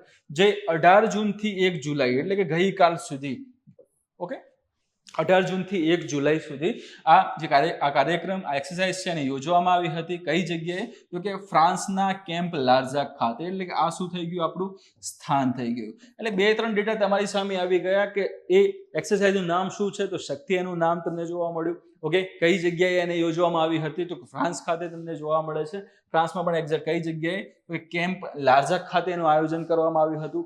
કઈથી કઈ તારીખોની વચ્ચે તો એ પણ આપણે જોઈ લીધું. હવે નેક્સ્ટ વસ્તુ શું છે તો આની અંદર તમને પહેલા જે વાત કરી હતી એ પ્રમાણે કે એક્સરસાઇઝ કયા દેશો વચ્ચે હતી કે ભારત પ્લસ ફ્રાન્સ. હવે ભારત જે છે, ભારત તરફથી સૈનિકો ભાગ લેવાના, ફ્રાન્સ તરફથી પણ સૈનિકો ભાગ લેવાના છે. તો ભારત તરફથી કોણે ભાગ લીધો છે? Jammu Kashmir rifles. Okay, Jammu Kashmir rifles છે એના 90 ભારતીય સૈન્યના કર્મચારી ટૂંકમાં અહીંયા તમે કહી શકો કે જવાનો. ઓકે, અને ફ્રેન્ચ સૈન્યના 13મા ફોરેન લીઝન હાફ બ્રિગેડના 90 સૈનિકોએ એમાં ભાગ લીધો હતો. એટલે મેં તમને પહેલા જ કીધું એ પ્રમાણે કે 90 બંને તરફથી 90 સૈનિકોનો સમાવેશ આ એક્સરસાઇઝની અંદર કરવામાં આવેલો હતો. ઓકે, ભારત તરફથી કોણે ભાગ લીધો તો કે જમ્મુ કાશ્મીર રાઇફલ્સ જે છે એના જવાનોએ ભાગ એમાં લીધો હતો. આ કવાયતનો ઉદ્દેશ્ય આતંકવાદ વિરોધી, પરંપરાગત યુદ્ધ અને સંયુક્ત રાષ્ટ્રના આદેશો હેઠળ શાંતિ જાળવણી કામગીરીમાં સહયોગ વધારવાનો, બંને રાષ્ટ્રો વચ્ચે વધુ લશ્કરી આંતર કાર્યક્ષમતા અને પરસ્પર વિશ્વાસને પ્રોત્સાહન આપવાનો છે. અગાઉ પણ જણાવી હતી એ જ વસ્તુ સેમ તમને આજે પણ આ લેક્ચરમાં અને હમણાં પણ હું કહી રહ્યો છું કે મોસ્ટ ઓફ એક્સરસાઇઝ જે થતી હશે એના ઉદ્દેશ્ય તમને 90% સેમ જોવા મળશે. ઓકે, અહીંયા તમને ખાસ શું જોવા મળ્યું? આના પહેલા પણ જે કવાયત હતી એની અંદર પણ આપણે જોયું હતું કે શાંતિ જાળવણીની વાત કરી હતી. અહીંયા પણ સેમ વસ્તુ તમે જોઈ શકો છો એ પ્રમાણે, તો શાંતિ જાળવણી અહીંયા જોવા મળે છે. એ સિવાય બંને દેશો છે, બંને દેશોની જે અલગ અલગ ખાસિયત છે એ ખાસિયત એકબીજાના સૈનિકો સાથે આદાન પ્રદાન થાય, અથવા તો એ જે અલગ અલગ જે પ્રથાઓ જેને આપણે પ્રણાલી અથવા સિસ્ટમ તરીકે ઓળખીએ છીએ એના વિશે બંને દેશોના જવાનો એકબીજા સાથે એમાં અવગત થાય, એ આનો પ્રાથમિક એનો હેતુ રહેલો છે, એનો ઉદ્દેશ્ય રહેલો છે. બરાબર. તો ફ્રાન્સના વડીલ અથવા તો નેતા આપણે કહી શકીએ. ઓકે, એ અને આપણે ભારતના નેતા, એ બંને આગળ તમને ફોટોગ્રાફમાં બતાવ્યા છે, અને બાજુમાં જે એક્સરસાઇઝનું નામ અને નેતાઓ બતાવેલા છે, એના જવાનો બતાવેલા છે. નીચે જુઓ, તમે જોઈ રહ્યા છો એ પ્રમાણે કે અહીંયા આ દેખાય છે તમને સ્ટેન્ડ બનાવ્યું છે, સામે આ તાર છે. ઓકે, એટલે આ જવાનો અહીંયા આગળ એક આખું આપણે એમ કહી શકીએ કે એક વ્યૂહ આખો રચેલો છે. એટલે કે જ્યારે ત્યારે કોઈ વ્યક્તિ અથવા દુશ્મન દેશનો કોઈ વ્યક્તિ હશે એ ત્યાંથી નીકળવાનો પ્રયાસ કરશે અને એને પગમાં રહેલો આ તાર જોવા નહીં મળે અને અચાનક જો એને તારના સાથે પગ અડી જશે તો પગ અડવાના કારણોસર આ સિસ્ટમ જે છે કાર્યરત થઈ જશે, બ્લાસ્ટ થઈ શકે અથવા તો ઇન્ફોર્મેશન આપણને મળી શકે કે કોઈ આપણા જે વિસ્તારમાં છે પ્રવેશ્યું છે. બરાબર. તો એ સાથેના અલગ અલગ જે અભ્યાસ હતા એ પણ આની અંદર યોજાયા હતા. નેક્સ્ટ ક્વેશ્ચન છે 10મા નંબરનો. નાસાના આંતરરાષ્ટ્રીય વાતાવરણીય અને અવકાશ કાર્યક્રમને પૂર્ણ કરનાર અને ટાઇટનના orbital port space station. Next એમાં જે વાત કરી છે શું છે કે ટાઇટનનું જે ઓર્બિટલ પોર્ટ સ્ટેશન છે એના 2029 મિશન માટે પસંદ કરાયેલ પ્રથમ ભારતીય કોણ બન્યા છે? 4 ઓપ્શન છે તમારી પાસે. ડાંગેતી જાહ્નવી, બીજો છે રીતુ કરિંદલ, ત્રીજો ઓપ્શન છે શિરીષા બંડલા, ચોથો છે વીણા ગોસ્વામી. ઓકે, બાજુમાં તમે જોઈ રહ્યા છો આજે તમે જોઈ રહ્યા છો ભારતના આપણે દીકરી એને કહી શકીએ. બરાબર. તો ભારતના દીકરી એટલે એક રીતે જોવા જઈએ તો એમનું ફેમિલીને આ બધી વસ્તુ વિદેશની અંદર શિફ્ટ થયેલું છે, ત્યાં રહી રહ્યા છે, પરંતુ મૂળ તમે ભારતમાં એને કહી શકો છો. ભારત દ્વારા એને પાકું રીતે સપોર્ટ ત્યાં થઈ રહ્યું છે એ પણ તમે કહી શકો છો. એટલે ટૂંકમાં ભારતની આપણે દીકરી કહી શકીએ. તો એમનો સમાવેશ શેમાં કરવામાં આવ્યો છે? તો 2029નું જે મિશન છે શેના સાથે સંબંધિત? તો કે ટાઇટનના જે ઓર્બિટલ પોર્ટ સ્પેસ સ્ટેશન છે એના માટે એમને સિલેક્ટ કરવામાં આવ્યા છે. હાલમાં તમને ખબર હશે એ પ્રમાણે કે એક્ઝિયોમ 4 મિશન જે ગયું છે એમાં ભારત તરફથી ભાગ લેનાર જે હતા શુભાંશુ શુક્લા, એની પણ ચર્ચા ચારેકોર થતી જોવા મળી રહી છે. તો હવે નવું નામ અહીંયા ઉમેરાતું જોવા મળ્યું છે. એ કયું છે? 4 ઓપ્શન છે, એમાંથી તમારો જવાબ આવશે એ ડાંગેતી જાહ્નવી. બરાબર. એમનું નામ શું છે? ડાંગેતી જાહ્નવી એમનું નામ છે, જેનો સમાવેશ આજે ટાઇટન ઓર્બિટલ પોર્ટ અને સ્પેસ સ્ટેશન છે 2029નું આ મિશન છે એમાં એનો સમાવેશ કરવામાં આવ્યો છે. સ્પષ્ટ વાત કરી છે આગળ. કોના દ્વારા? તો કે અહીંયા નાસા દ્વારા આવશે. નાસા કઈ જગ્યાએ? તો કે અમેરિકા USA ની અંદર આવેલું છે. બરાબર. એની અવકાશ એજન્સી છે, એના દ્વારા જે 2029માં જે મિશન કરવાનું છે એની અંદર ડાંગેતી જાહ્નવીને મોકલવામાં આવનાર છે. ઠીક.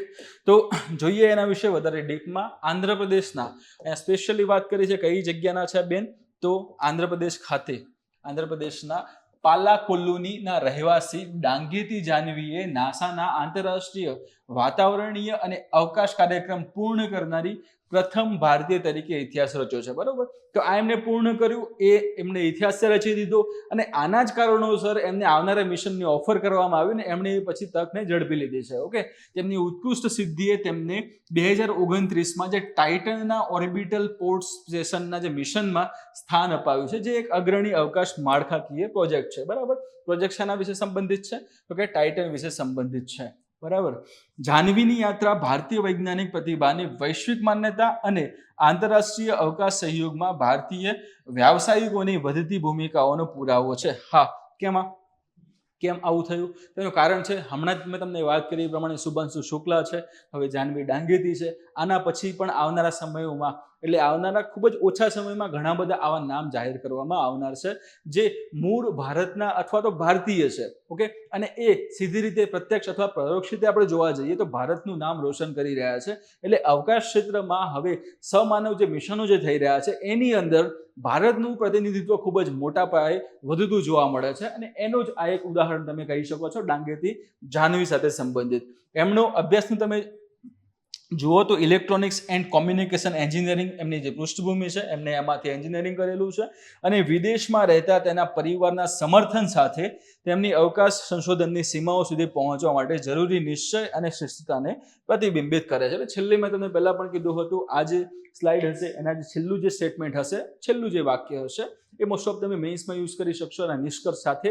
તો એવા ત્યાં એના માટે સ્પેશિયલી આ વસ્તુ આપણે એમાં એડ કરેલી છે. ઓકે, નેક્સ્ટ ન્યૂઝ જોઈ લઈએ હવે. નેક્સ્ટ અને લાસ્ટ ન્યૂઝ જ છે હવે આ સેશનની આપણા. કયા દેશના વૈજ્ઞાનિકોએ EMM નેગેટિવ નામનો નવો રક્ત પ્રકાર શોધ્યો? બરાબર, અહીંયા પ્રકારમાં તમે જોવા જાઓ તો નામ શું છે એનું? EMM નેગેટિવ સાથે એનું વર્ગીકરણ કરવામાં આવશે. નામ એનું આપેલું છે કે ગ્વાડા. શું નામ છે?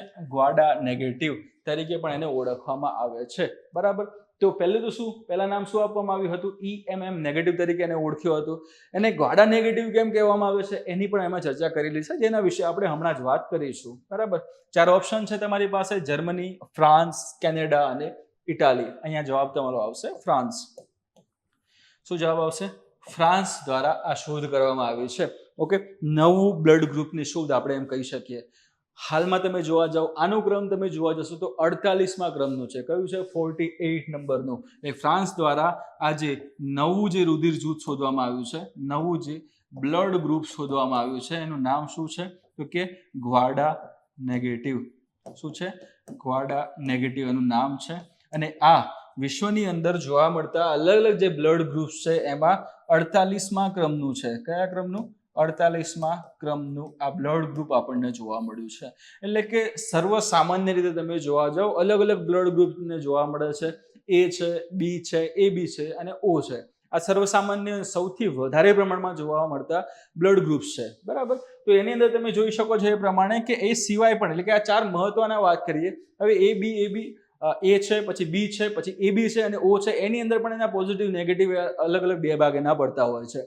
તો એ પ્રમાણે અહીંયા તમે જોઈ રહ્યા છો એ પ્રમાણે આ જે બ્લડ ગ્રુપ મળી આવ્યું છે કયા પ્રકારનું છે? તો ગ્વાડા નેગેટિવ પ્રકારનું છે. ઓકે, કેમ એને ગ્વાડા નેગેટિવ નામ આપેલું છે એ બધી વસ્તુની ચર્ચા આપણે હમણાં અહીંયા એક મેપ દ્વારા સમજવાનો પ્રયત્ન કરીશું. ઓકે, ફ્રાન્સની રાષ્ટ્રીય રક્ત એજન્સીની વાત કરી છે. હમણાં તમે ક્વેશ્ચનમાં જોયું એ પ્રમાણે જવાબ પણ શું બનતો હતો? ફ્રાન્સ આપણો બનતો હતો. બરાબર, તો ફ્રાન્સની રાષ્ટ્રીય રક્ત એજન્સી નામ શું છે એનું? એસ્ટાબ્લિશમેન્ટ ફ્રાન્સાઇસ ડ્યુ સેંગ, એટલે કે EFS એનું પૂરું નામ છે. એટલે કે આ ફ્રેન્ચ ભાષામાં એનું નામ ત્યાં રાખેલું છે. ફ્રેન્ચ ભાષાનું નામ સીધે સીધું આપણે અહીંયા જણાવેલું છે. બરાબર, એને ઇંગ્લિશમાં કરવાની જરૂર નથી. કેમ? કારણ કે આ એક સંસ્થા છે એટલા માટે ખાસ કરીને. બરાબર, તો EFS જે છે એના વૈજ્ઞાનિકોએ EMM નેગેટિવ નામની એક સંપૂર્ણપણે નવી રક્ત જૂથ પ્રણાલી શોધી કાઢી છે. કયા ક્રમની છે આ? તો કે વિશ્વની અંદર જોવા મળતા અલગ અલગ જે બ્લડ ગ્રુપ્સ છે એની અંદર 48મા ક્રમનું આ બ્લડ ગ્રુપ છે જે નવું શોધાયું છે એની આપણે વાત કરી રહ્યા છે. બરાબર, આ નવા પ્રકારની international society of blood transfusion એટલે કે ISBT દ્વારા સત્તાવાર રીતે માન્યતા આપવામાં આવી છે કે હા, તમે જે શોધ કરી છે એ ખરેખર બ્લડ ગ્રુપ છે અને એની માન્યતા આપેલી છે. ટૂંકમાં અલગ અલગ વૈજ્ઞાનિકો દ્વારા અલગ અલગ આવા બ્લડ ગ્રુપ શોધવામાં આવે છે. તો શોધ્યા બાદ એને ડાયરેક્ટલી એ પોતે પ્રમાણિત નથી કરી દેતા કે આ બ્લડ ગ્રુપ છે, એની શોધ અમે કરી છે. બરાબર, એના માટે પણ એનું વેરિફિકેશન થવું જરૂરી છે, એની પ્રમાણિતતા તે ચકાસવી જરૂરી છે. બરાબર, તો એટલા માટે જ આ પ્રમાણિતતા ચકાસવાનું કામ કોણ કરે છે? ISBT દ્વારા આની પ્રમાણિતતા ચેક કરવામાં આવશે કે ખરેખર આવું છે કે પછી ફેકમ ફેક છે એમ કે. ઓકે, એનું પૂરું નામ શું આવે છે? International society of blood transfusion, ISBT નું પૂરું નામ છે. ઓકે, ગ્વાડેલુપની એક મહિલામાં કયું સ્થાન કયું છે? તો કે ગ્વાડેલુપ કરીને. ઓકે, ગ્વાડેલુપની એક મહિલામાં દુર્લભ રક્ત જૂથ આ ઓળખ્યા પછી આ શોધ કરવામાં આવી હતી, જેના કારણે ગ્વાડા નેગેટિવ નામ મળ્યું છે. અહીંયા સ્પષ્ટ વાત કરી છે. કયું? તો ગ્વાડેલુપનું નામ તમને જોવા મળે છે. બાજુમાં તમે આ મેપ જોઈ શકો છો. બરાબર, મેપની અંદર તમે સ્પષ્ટ રીતે આ અહીંયા ખૂણામાં તમે કોર્નરમાં જોજો, અહીંયા તમને USA જોવા મળશે ખાસ. ઓકે, અહીંયા USA જોવા મળે છે અને એમાં નીચે તમને જોવા મળે છે દક્ષિણ અમેરિકા. શું? દક્ષિણ અમેરિકા અથવા તો સાઉથ અમેરિકા. ઠીક છે, તો આ બંનેના વચ્ચેનો ભાગ, એક્ઝેક્ટલી આ વચ્ચેનો ભાગ છે એને ઝૂમ કરીને અહીંયા આગળ બતાવેલો છે. એમાં તમે જોઈ રહ્યા છો આ USA ઉપર આવી ગયું તમારું, નીચે આવી જાય છે આપણો આ સાઉથ અમેરિકા. આ બંનેના વચ્ચેનો ભાગ બતાવ્યો છે. હવાના, મિયામી, મેક્સિકો, કિંગસ્ટન, આ બધા વિસ્તાર ત્યાં આગળ આવેલા છે. ઓકે, એમાં તમે જોઈ રહ્યા છો આ કેરેબિયન ક્ષેત્ર, એમાં નીચે આ વસ્તુ જોવા મળે છે ગ્વાડેલુપ. ઓકે, તો આ જે વિસ્તાર જે છે ગ્વાડેલુપ જે વિસ્તાર છે એ જગ્યાની આ મહિલા હતી. એ મહિલાની અંદર આ રેર બ્લડ ગ્રુપ જોવા મળ્યું છે અને એ ગ્વાડેલુપ વિસ્તારથી સંબંધિત હતી, ત્યાંથી આવતી હતી, એટલા માટે એ જે બ્લડ ગ્રુપ છે એને ગ્વાડા નેગેટિવ નામ આપવામાં આવેલું છે. તો એ વસ્તુ ત્યાં ક્લિયર થઈ ગઈ. ગ્વાડેલુપનું છે સ્થાને હતું એટલા માટે નામ કયું આપી દીધું આપણે? ગ્વાડા નેગેટિવ આપણે નામ એને આપી દીધું. ઓકે, તો આને ધ્યાનમાં તમે ખાસ ત્યાં લઈ લેજો. નીચેથી તમે જોઈ શકો જે પ્રમાણે કે સાઉથ અમેરિકા સ્ટાર્ટ થશે. હવે આની અંદર આપણે જોઈ લઈએ તો આ હિમેટોલોજીમાં નોંધપાત્ર પ્રગતિ દર્શાવે છે અને ભવિષ્યમાં રક્ત તબદીલી અને સુસંગતતા પરીક્ષણ માટે મહત્વપૂર્ણ અસરો હોઈ શકે છે. હિમેટોલોજીની વાત કરીએ છે એટલે કે જે રક્ત છે, રક્ત સાથે સંબંધિત જે વિજ્ઞાન છે એની તે ચર્ચા કરવામાં આવી છે. એની અંદર રક્ત છે, એના અલગ અલગ પ્રકારો, એના વિશે સંબંધિત વિવિધ માહિતી અને એના જ્ઞાન, એના વિજ્ઞાનનો ઉલ્લેખ કરવામાં આવે છે. શેની અંદર? તો કે હિમેટોલોજીની અંદર. મેં તમને અગાઉ પણ જણાવ્યું હતું એ પ્રમાણે 4 જેટલા જે ખાસ બ્લડ ગ્રુપ જોવા મળે છે જે સર્વસામાન્ય, વૈશ્વિક સર્વસામાન્ય આપણને જોવા મળેલા છે. જેમ કે એ ગ્રુપ છે, એબી ગ્રુપ છે, પછી બી ગ્રુપ છે અને છેલ્લે ઓ ગ્રુપ તમને જોવા મળે છે. એમાં તમે અહીંયા અલગ અલગ જેના પ્રકારો બતાવ્યા છે કે એબી જે બ્લડ ગ્રુપ છે એની વાત કરી છે પહેલા તો. એબી બ્લડ ગ્રુપ છે એની વાત કરી છે, એ કેટલા ટકા જોવા મળે છે? તો 0.05% જેટલું જોવા મળે છે. બી કેટલા ટકા? બી નેગેટિવ કેટલા ટકા છે? તો કે 1% જોવા મળે છે. આ વસ્તુ શું છે? વિશ્વની અંદર જે પણ વ્યક્તિઓ રહેલા છે અને એમના બ્લડ ગ્રુપ ચેક થયેલા છે અને ચેક થયા બાદ જે ડેટા મળેલો છે એ ડેટાના આધારે અલગ અલગ વર્ગીકરણ કરવામાં આવ્યું છે કે વિશ્વની અંદર એબી બ્લડ ગ્રુપ વાળા કેટલા છે, એબીની અંદર પણ એબી નેગેટિવ વાળા કેટલા, એબી પોઝિટિવની વાત કરીએ, એના પછી આપણે વાત કરીએ બી નેગેટિવ વાળા, એ નેગેટિવ વાળા, બરાબર. તો આવા કેટલા છે એની વાત કરેલી છે. તો એમાં એબી નેગેટિવ વાળા કેટલા જોવા મળે છે? 0.05%. બી નેગેટિવ વાળા કેટલા છે? તો એ 1% તમને જોવા મળશે. એના પછી એ નેગેટિવ વાળા કેટલા છે? તો એ 2.5% જોવા મળે છે. એટલે કે ઓછાથી વધુ તરફ આ ચાર્ટ છે ખરેખર. ઓકે, ઓછાથી વધુ તરફ છે, બરાબર. નેક્સ્ટ છે ઓ નેગેટિવ વાળા કેટલા જોવા મળે છે? તો 3% જોવા મળશે. એબી વાળા કેટલા જોવા મળે છે આપણને? એ 5% જોવા મળે છે. બી પોઝિટિવ વાળા કેટલા છે? 15%. એ પોઝિટિવ વાળા કેટલા છે? 31%.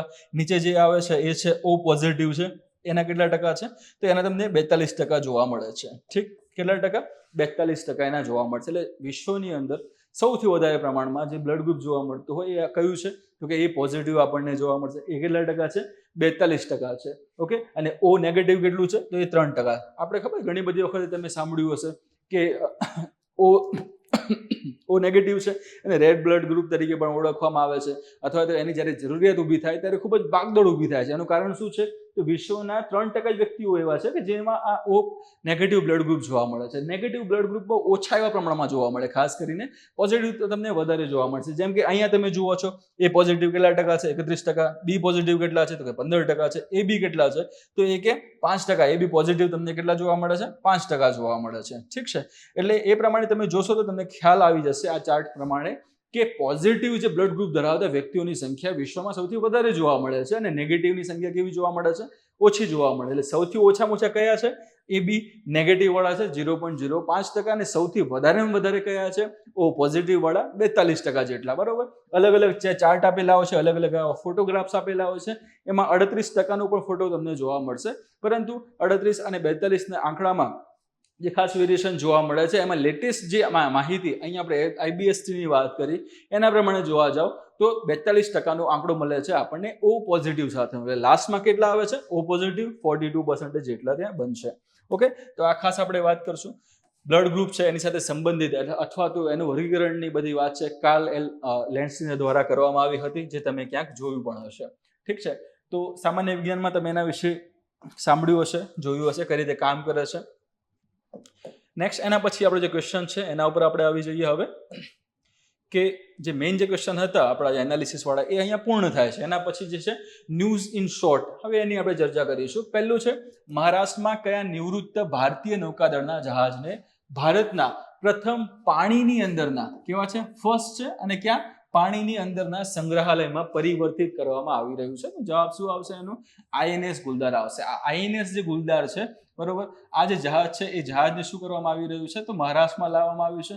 મહારાષ્ટ્રમાં લાવ્યા બાદ એને જે તે જગ્યાએ ત્યાં ઉભેલું છે એ જગ્યાએ ત્યાં આગળ એટલે કે પાણીની અંદર જ ત્યાં આગળ જ એને રાખવામાં આવેલું છે, અને રાખ્યા બાદ એને આ મ્યુઝિયમની અંદર એને કન્વર્ટ કરી દેવામાં આવ્યું છે. જે વાત કરી તમે સંગ્રહાલય, ઓકે, તો મ્યુઝિયમની અંદર એને કન્વર્ટ કરવામાં આવ્યું છે, જેથી કરીને હવે આપણા દેશના જે નાગરિકો છે એ એક પ્રવાસન સ્થળ તરીકે એની મુલાકાત લઈ શકશે, ત્યાં આગળ જઈ શકશે. એની અંદર કઈ કઈ સિસ્ટમો હોય છે, કઈ રીતે કામ કરી શકે છે. આ જે જહાજ જે હતું INS ગુલદાર છે, એની સફરની વાત કરવામાં આવશે, ક્યાંથી એને બનાવવામાં આવ્યું છે તેની ચર્ચા કરવામાં આવશે, ક્યાંથી રિટાયર્ડ થયું એની ચર્ચા કરવામાં આવશે, કયા કયા વ્યૂહાત્મક અલગ અલગ જે પાસાઓ હતા એમાં એને કામ કર્યું છે, કયા યુદ્ધમાં પોતે ભાગ ભજવ્યો છે, એ બધી માહિતી અને એના વિશેની જે માહિતી હશે એને ત્યાં સ્ટોર કરવામાં આવશે, સંગ્રહાલય બનાવીને, એનું મ્યુઝિયમ બનાવીને. ઓકે, નેક્સ્ટ છે રાઇઝિંગ લાયન નામના લશ્કરી ઓપરેશનમાં ઇઝરાયલ દ્વારા કયા દેશને નિશાન બનાવવામાં આવ્યો હતો? તો જવાબ શું આવશે?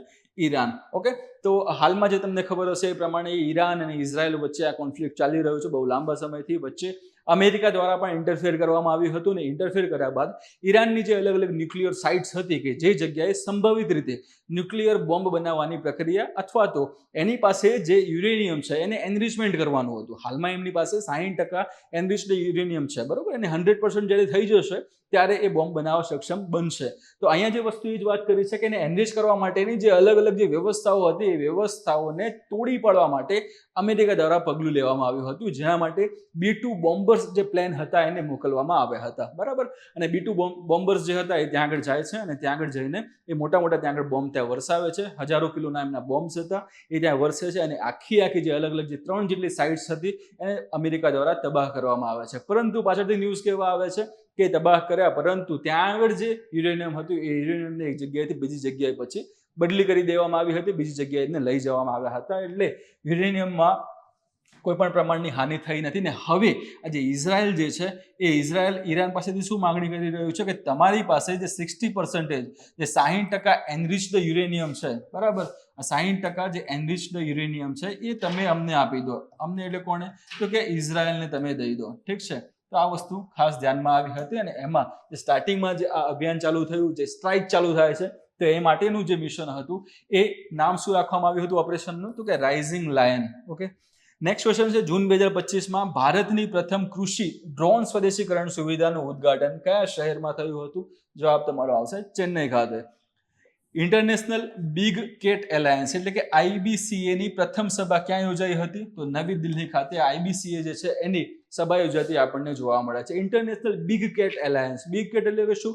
બિલાડી કુળના એવા મોટા પ્રાણીઓ, જેમ કે વાઘ છે, બરાબર, સિંહ આવી જશે, ચિત્તો આવી જશે, દીપડા આવી જશે. આ બધા જે પ્રાણીઓ છે એને બિલાડી કુળના મોટા પ્રાણીઓ કહેવામાં આવે. એટલે મોટા પ્રાણી એટલે કે મોટી એવી બિલાડી, એટલા માટે આ વસ્તુ આવે છે IBCA ની અંતર્ગત. ઇન્ટરનેશનલ બિગ કેટ એલાયન્સ એને કહેવામાં આવે છે. ઠીક.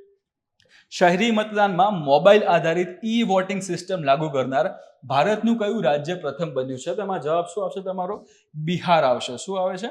બિહાર આવશે. કઈ રીતે? તો હવે બિહારમાં તમને ખબર છે કે સૌથી વધારે શ્રમિકો જોવા મળે છે જે બિહાર સિવાયના પણ અલગ અલગ રાજ્યોમાં એ કામ કરવા માટે, શ્રમ કરવા માટે જતા હોય છે. હવે ખાસ કરીને ચૂંટણી ટાળે એ રિટર્ન આવી શકતા નથી અથવા તો કામમાં ત્યાં ફસાયેલા હોય, તેના કારણોસર મત આપવા માટે બિહાર પરત ફરી શકતા નથી. એટલા માટે બિહાર સરકાર દ્વારા આ એક નવા સોપાન, નવું પ્લેટફોર્મ ત્યાં ઊભું કરવામાં આવ્યું છે, જેથી કરીને એ જે તે વ્યક્તિ હશે, એ જે શ્રમિક હશે, એ શ્રમિક પોતાની જગ્યાએ રહીને, એટલે કે જે જગ્યાએ કામ કરી રહ્યો છે એ જગ્યાએ રહીને મોબાઈલ દ્વારા પોતાનો વોટ ત્યાં આપી શકશે, બરાબર. તો આવું સ્ટાર્ટ કરનાર સૌ પ્રથમ રાજ્ય કયું બન્યું છે? તો કે બિહાર આ રાજ્ય બનેલું છે. જૂન 2025માં ભારતીય નૌકાદળ દ્વારા કાર્યરત કરાયેલ પ્રથમ એન્ટી સબમરીન વોરફેર શેલો વોટરક્રાફ્ટનું નામ શું છે? તો જવાબ આવશે INS અર્નાલા. અને ઓલરેડી આપણે જે લાસ્ટ જે કરંટ અફેર્સ હતા એની અંદર પણ કવર કર્યું હતું. ઓકે, નેક્સ્ટ છે તમારા જે ન્યૂઝ ઇન શોર્ટ્સમાં. ફર્સ્ટ છે ઈરાન ઇઝરાયલ સંઘર્ષ વચ્ચે ભારત દ્વારા ઈરાનમાંથી પોતાના નાગરિકોને, બરાબર, ઈરાનમાંથી પોતાના નાગરિકોને બહાર કાઢવા માટે શરૂ કરાયેલી કવાયતનું નામ શું છે? તો સિમ્પલ, તમને ખબર છે એ પ્રમાણે કે વિશ્વના અન્ય દેશો જે છે એમાં ઘણા બધા દેશો એવા છે જેની વચ્ચે હાલમાં કોન્ફ્લિક્ટ ચાલી રહ્યા છે. હવે વિશ્વના ઘણા બધા દેશોમાં ભારતીય નાગરિકો ત્યાં કામ કરવા ગયેલા હોય અથવા તો બીજા કોઈ કારણોસર ત્યાં ફરવા માટે કે એમ તેમ ત્યાં ગયેલા હોય, બરાબર. તો એવી સમસ્યા સર્જાવાના કારણોસર, એટલે કે યુદ્ધની પરિસ્થિતિ સર્જાવાના કારણોસર એમની જે ફ્લાઇટ્સ હોય છે એ ફ્લાઇટ્સને કેન્સલ કરી દેવામાં આવે છે. ટૂંકમાં એ જે તે વિસ્તારો છે ને નો ફ્લાય ઝોન ત્યાં જાહેર કરવામાં આવે છે, જેથી કરીને કોઈ પણ મિસાઇલો આવી રહી છે તો મિસાઇલને એને તોડી પાડવા માટેની જે અલગ અલગ જે એમની કાર્યવાહી છે સરખી રીતે એ કરી શકે.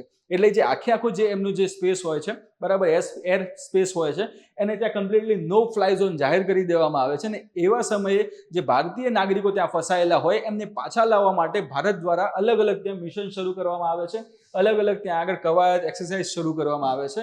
એની જ વાત અહીંયા કરેલી છે કે ઈરાન અને ઇઝરાયલ વચ્ચે જે કોન્ફ્લિક્ટ થયું છે એમાં ઈરાનમાં જે ફસાયેલા જે ભારતીય નાગરિકો હતા એમને પરત ભારત લાવવા માટે જે કવાયત કરવામાં આવી હતી, જે મિશન હાથ ધરવામાં આવ્યું હતું, એનું નામ શું હતું? તેનું નામ હતું ઓપરેશન સિંધુ.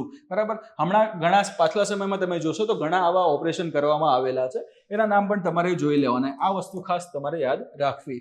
નાના ઉપગ્રહ પ્રક્ષેપણ વાહનો એટલે કે SSLVs ની વાત કરવામાં આવે છે, સ્મોલ સેટેલાઇટ લોન્ચ વ્હીકલ તરીકે આપણે જેને ઓળખીએ છીએ, એના ઉત્પાદન અને વ્યાપારીકરણ માટે ઈસરો પાસેથી ₹511 કરોડનો ટેકનોલોજી ટ્રાન્સફર સોદો કઈ સંસ્થાએ મેળવ્યો છે? તો અહીંયા જવાબ શું આવશે તમારો? હિન્દુસ્તાન એરોનોટિક્સ લિમિટેડ એટલે કે HAL આ સોદો મેળવ્યો છે. મતલબ HAL શું કરશે? ઈસરો પાસે જે ક્ષમતા છે, જે ટેકનોલોજી છે, જેનો ઉપયોગ કરીને એ SSLV બનાવે છે, સ્મોલ સેટેલાઇટ લોન્ચ વ્હીકલ. બરાબર, તો આ જે આખી ટેકનોલોજી છે એની સાથે સંબંધિત જે વિવિધ પ્લેટફોર્મ છે એને યુઝ કરવાની સંમતિ કોને આપવામાં આવી છે? તો કે HAL ને આપવામાં આવી છે. હવે આવનારા સમયમાં HAL છે એ SSLV નું ઉત્પાદન કરશે. એટલે આનાથી ફાયદો શું થશે કે ઈસરોના ઉપર જે બર્ડન છે એ બર્ડન ત્યાં ઓછું થતું જોવા મળશે. HAL એનું ઉત્પાદન કરી શકવા માટે સક્ષમ છે, તો HAL ને પણ એનાથી ફાયદો થશે. વિશ્વના અન્ય દેશોના અલગ અલગ મિશનો હશે, મિશન માટે SSLV ની જરૂર પડશે, તો એ પણ બનાવવાનું કામ HAL કરશે. તો એનાથી આર્થિક રીતે પણ ઘણો બધો સહકાર મળી રહેશે HAL ને અને ભારત સરકારને પણ. 9મી સંયુક્ત સંરક્ષણ સમિતિની બેઠક દરમિયાન કયા દેશે ભારત સાથે સંબંધિત સહયોગ અંગે કરારો પર હસ્તાક્ષર કર્યા? તો જવાબ આવશે એમાં દક્ષિણ આફ્રિકાએ. 2025માં ભારતનું પ્રથમ પતંગિયા અભયારણ્ય સત્તાવાર રીતે ક્યાં સ્થાપિત થયું હતું? તેનો જવાબ શું આવશે? કેરળ આવશે. બરાબર, કેરળની અંદર તમને અરલમ વન્યજીવ અભયારણ્ય જોવા મળે છે. એનું નામ હવે ચેન્જ કરી દેવામાં આવ્યું છે. ઓકે, અરલમ જે વન્યજીવ અભયારણ્ય હતું એને હવે અરલમ પતંગિયા અભયારણ્ય તરીકે ઓળખવામાં આવશે. એટલે અહીંયા જે શબ્દ છે શું આવશે? અરલમ આવશે. એનું નામ જ અરલમ છે.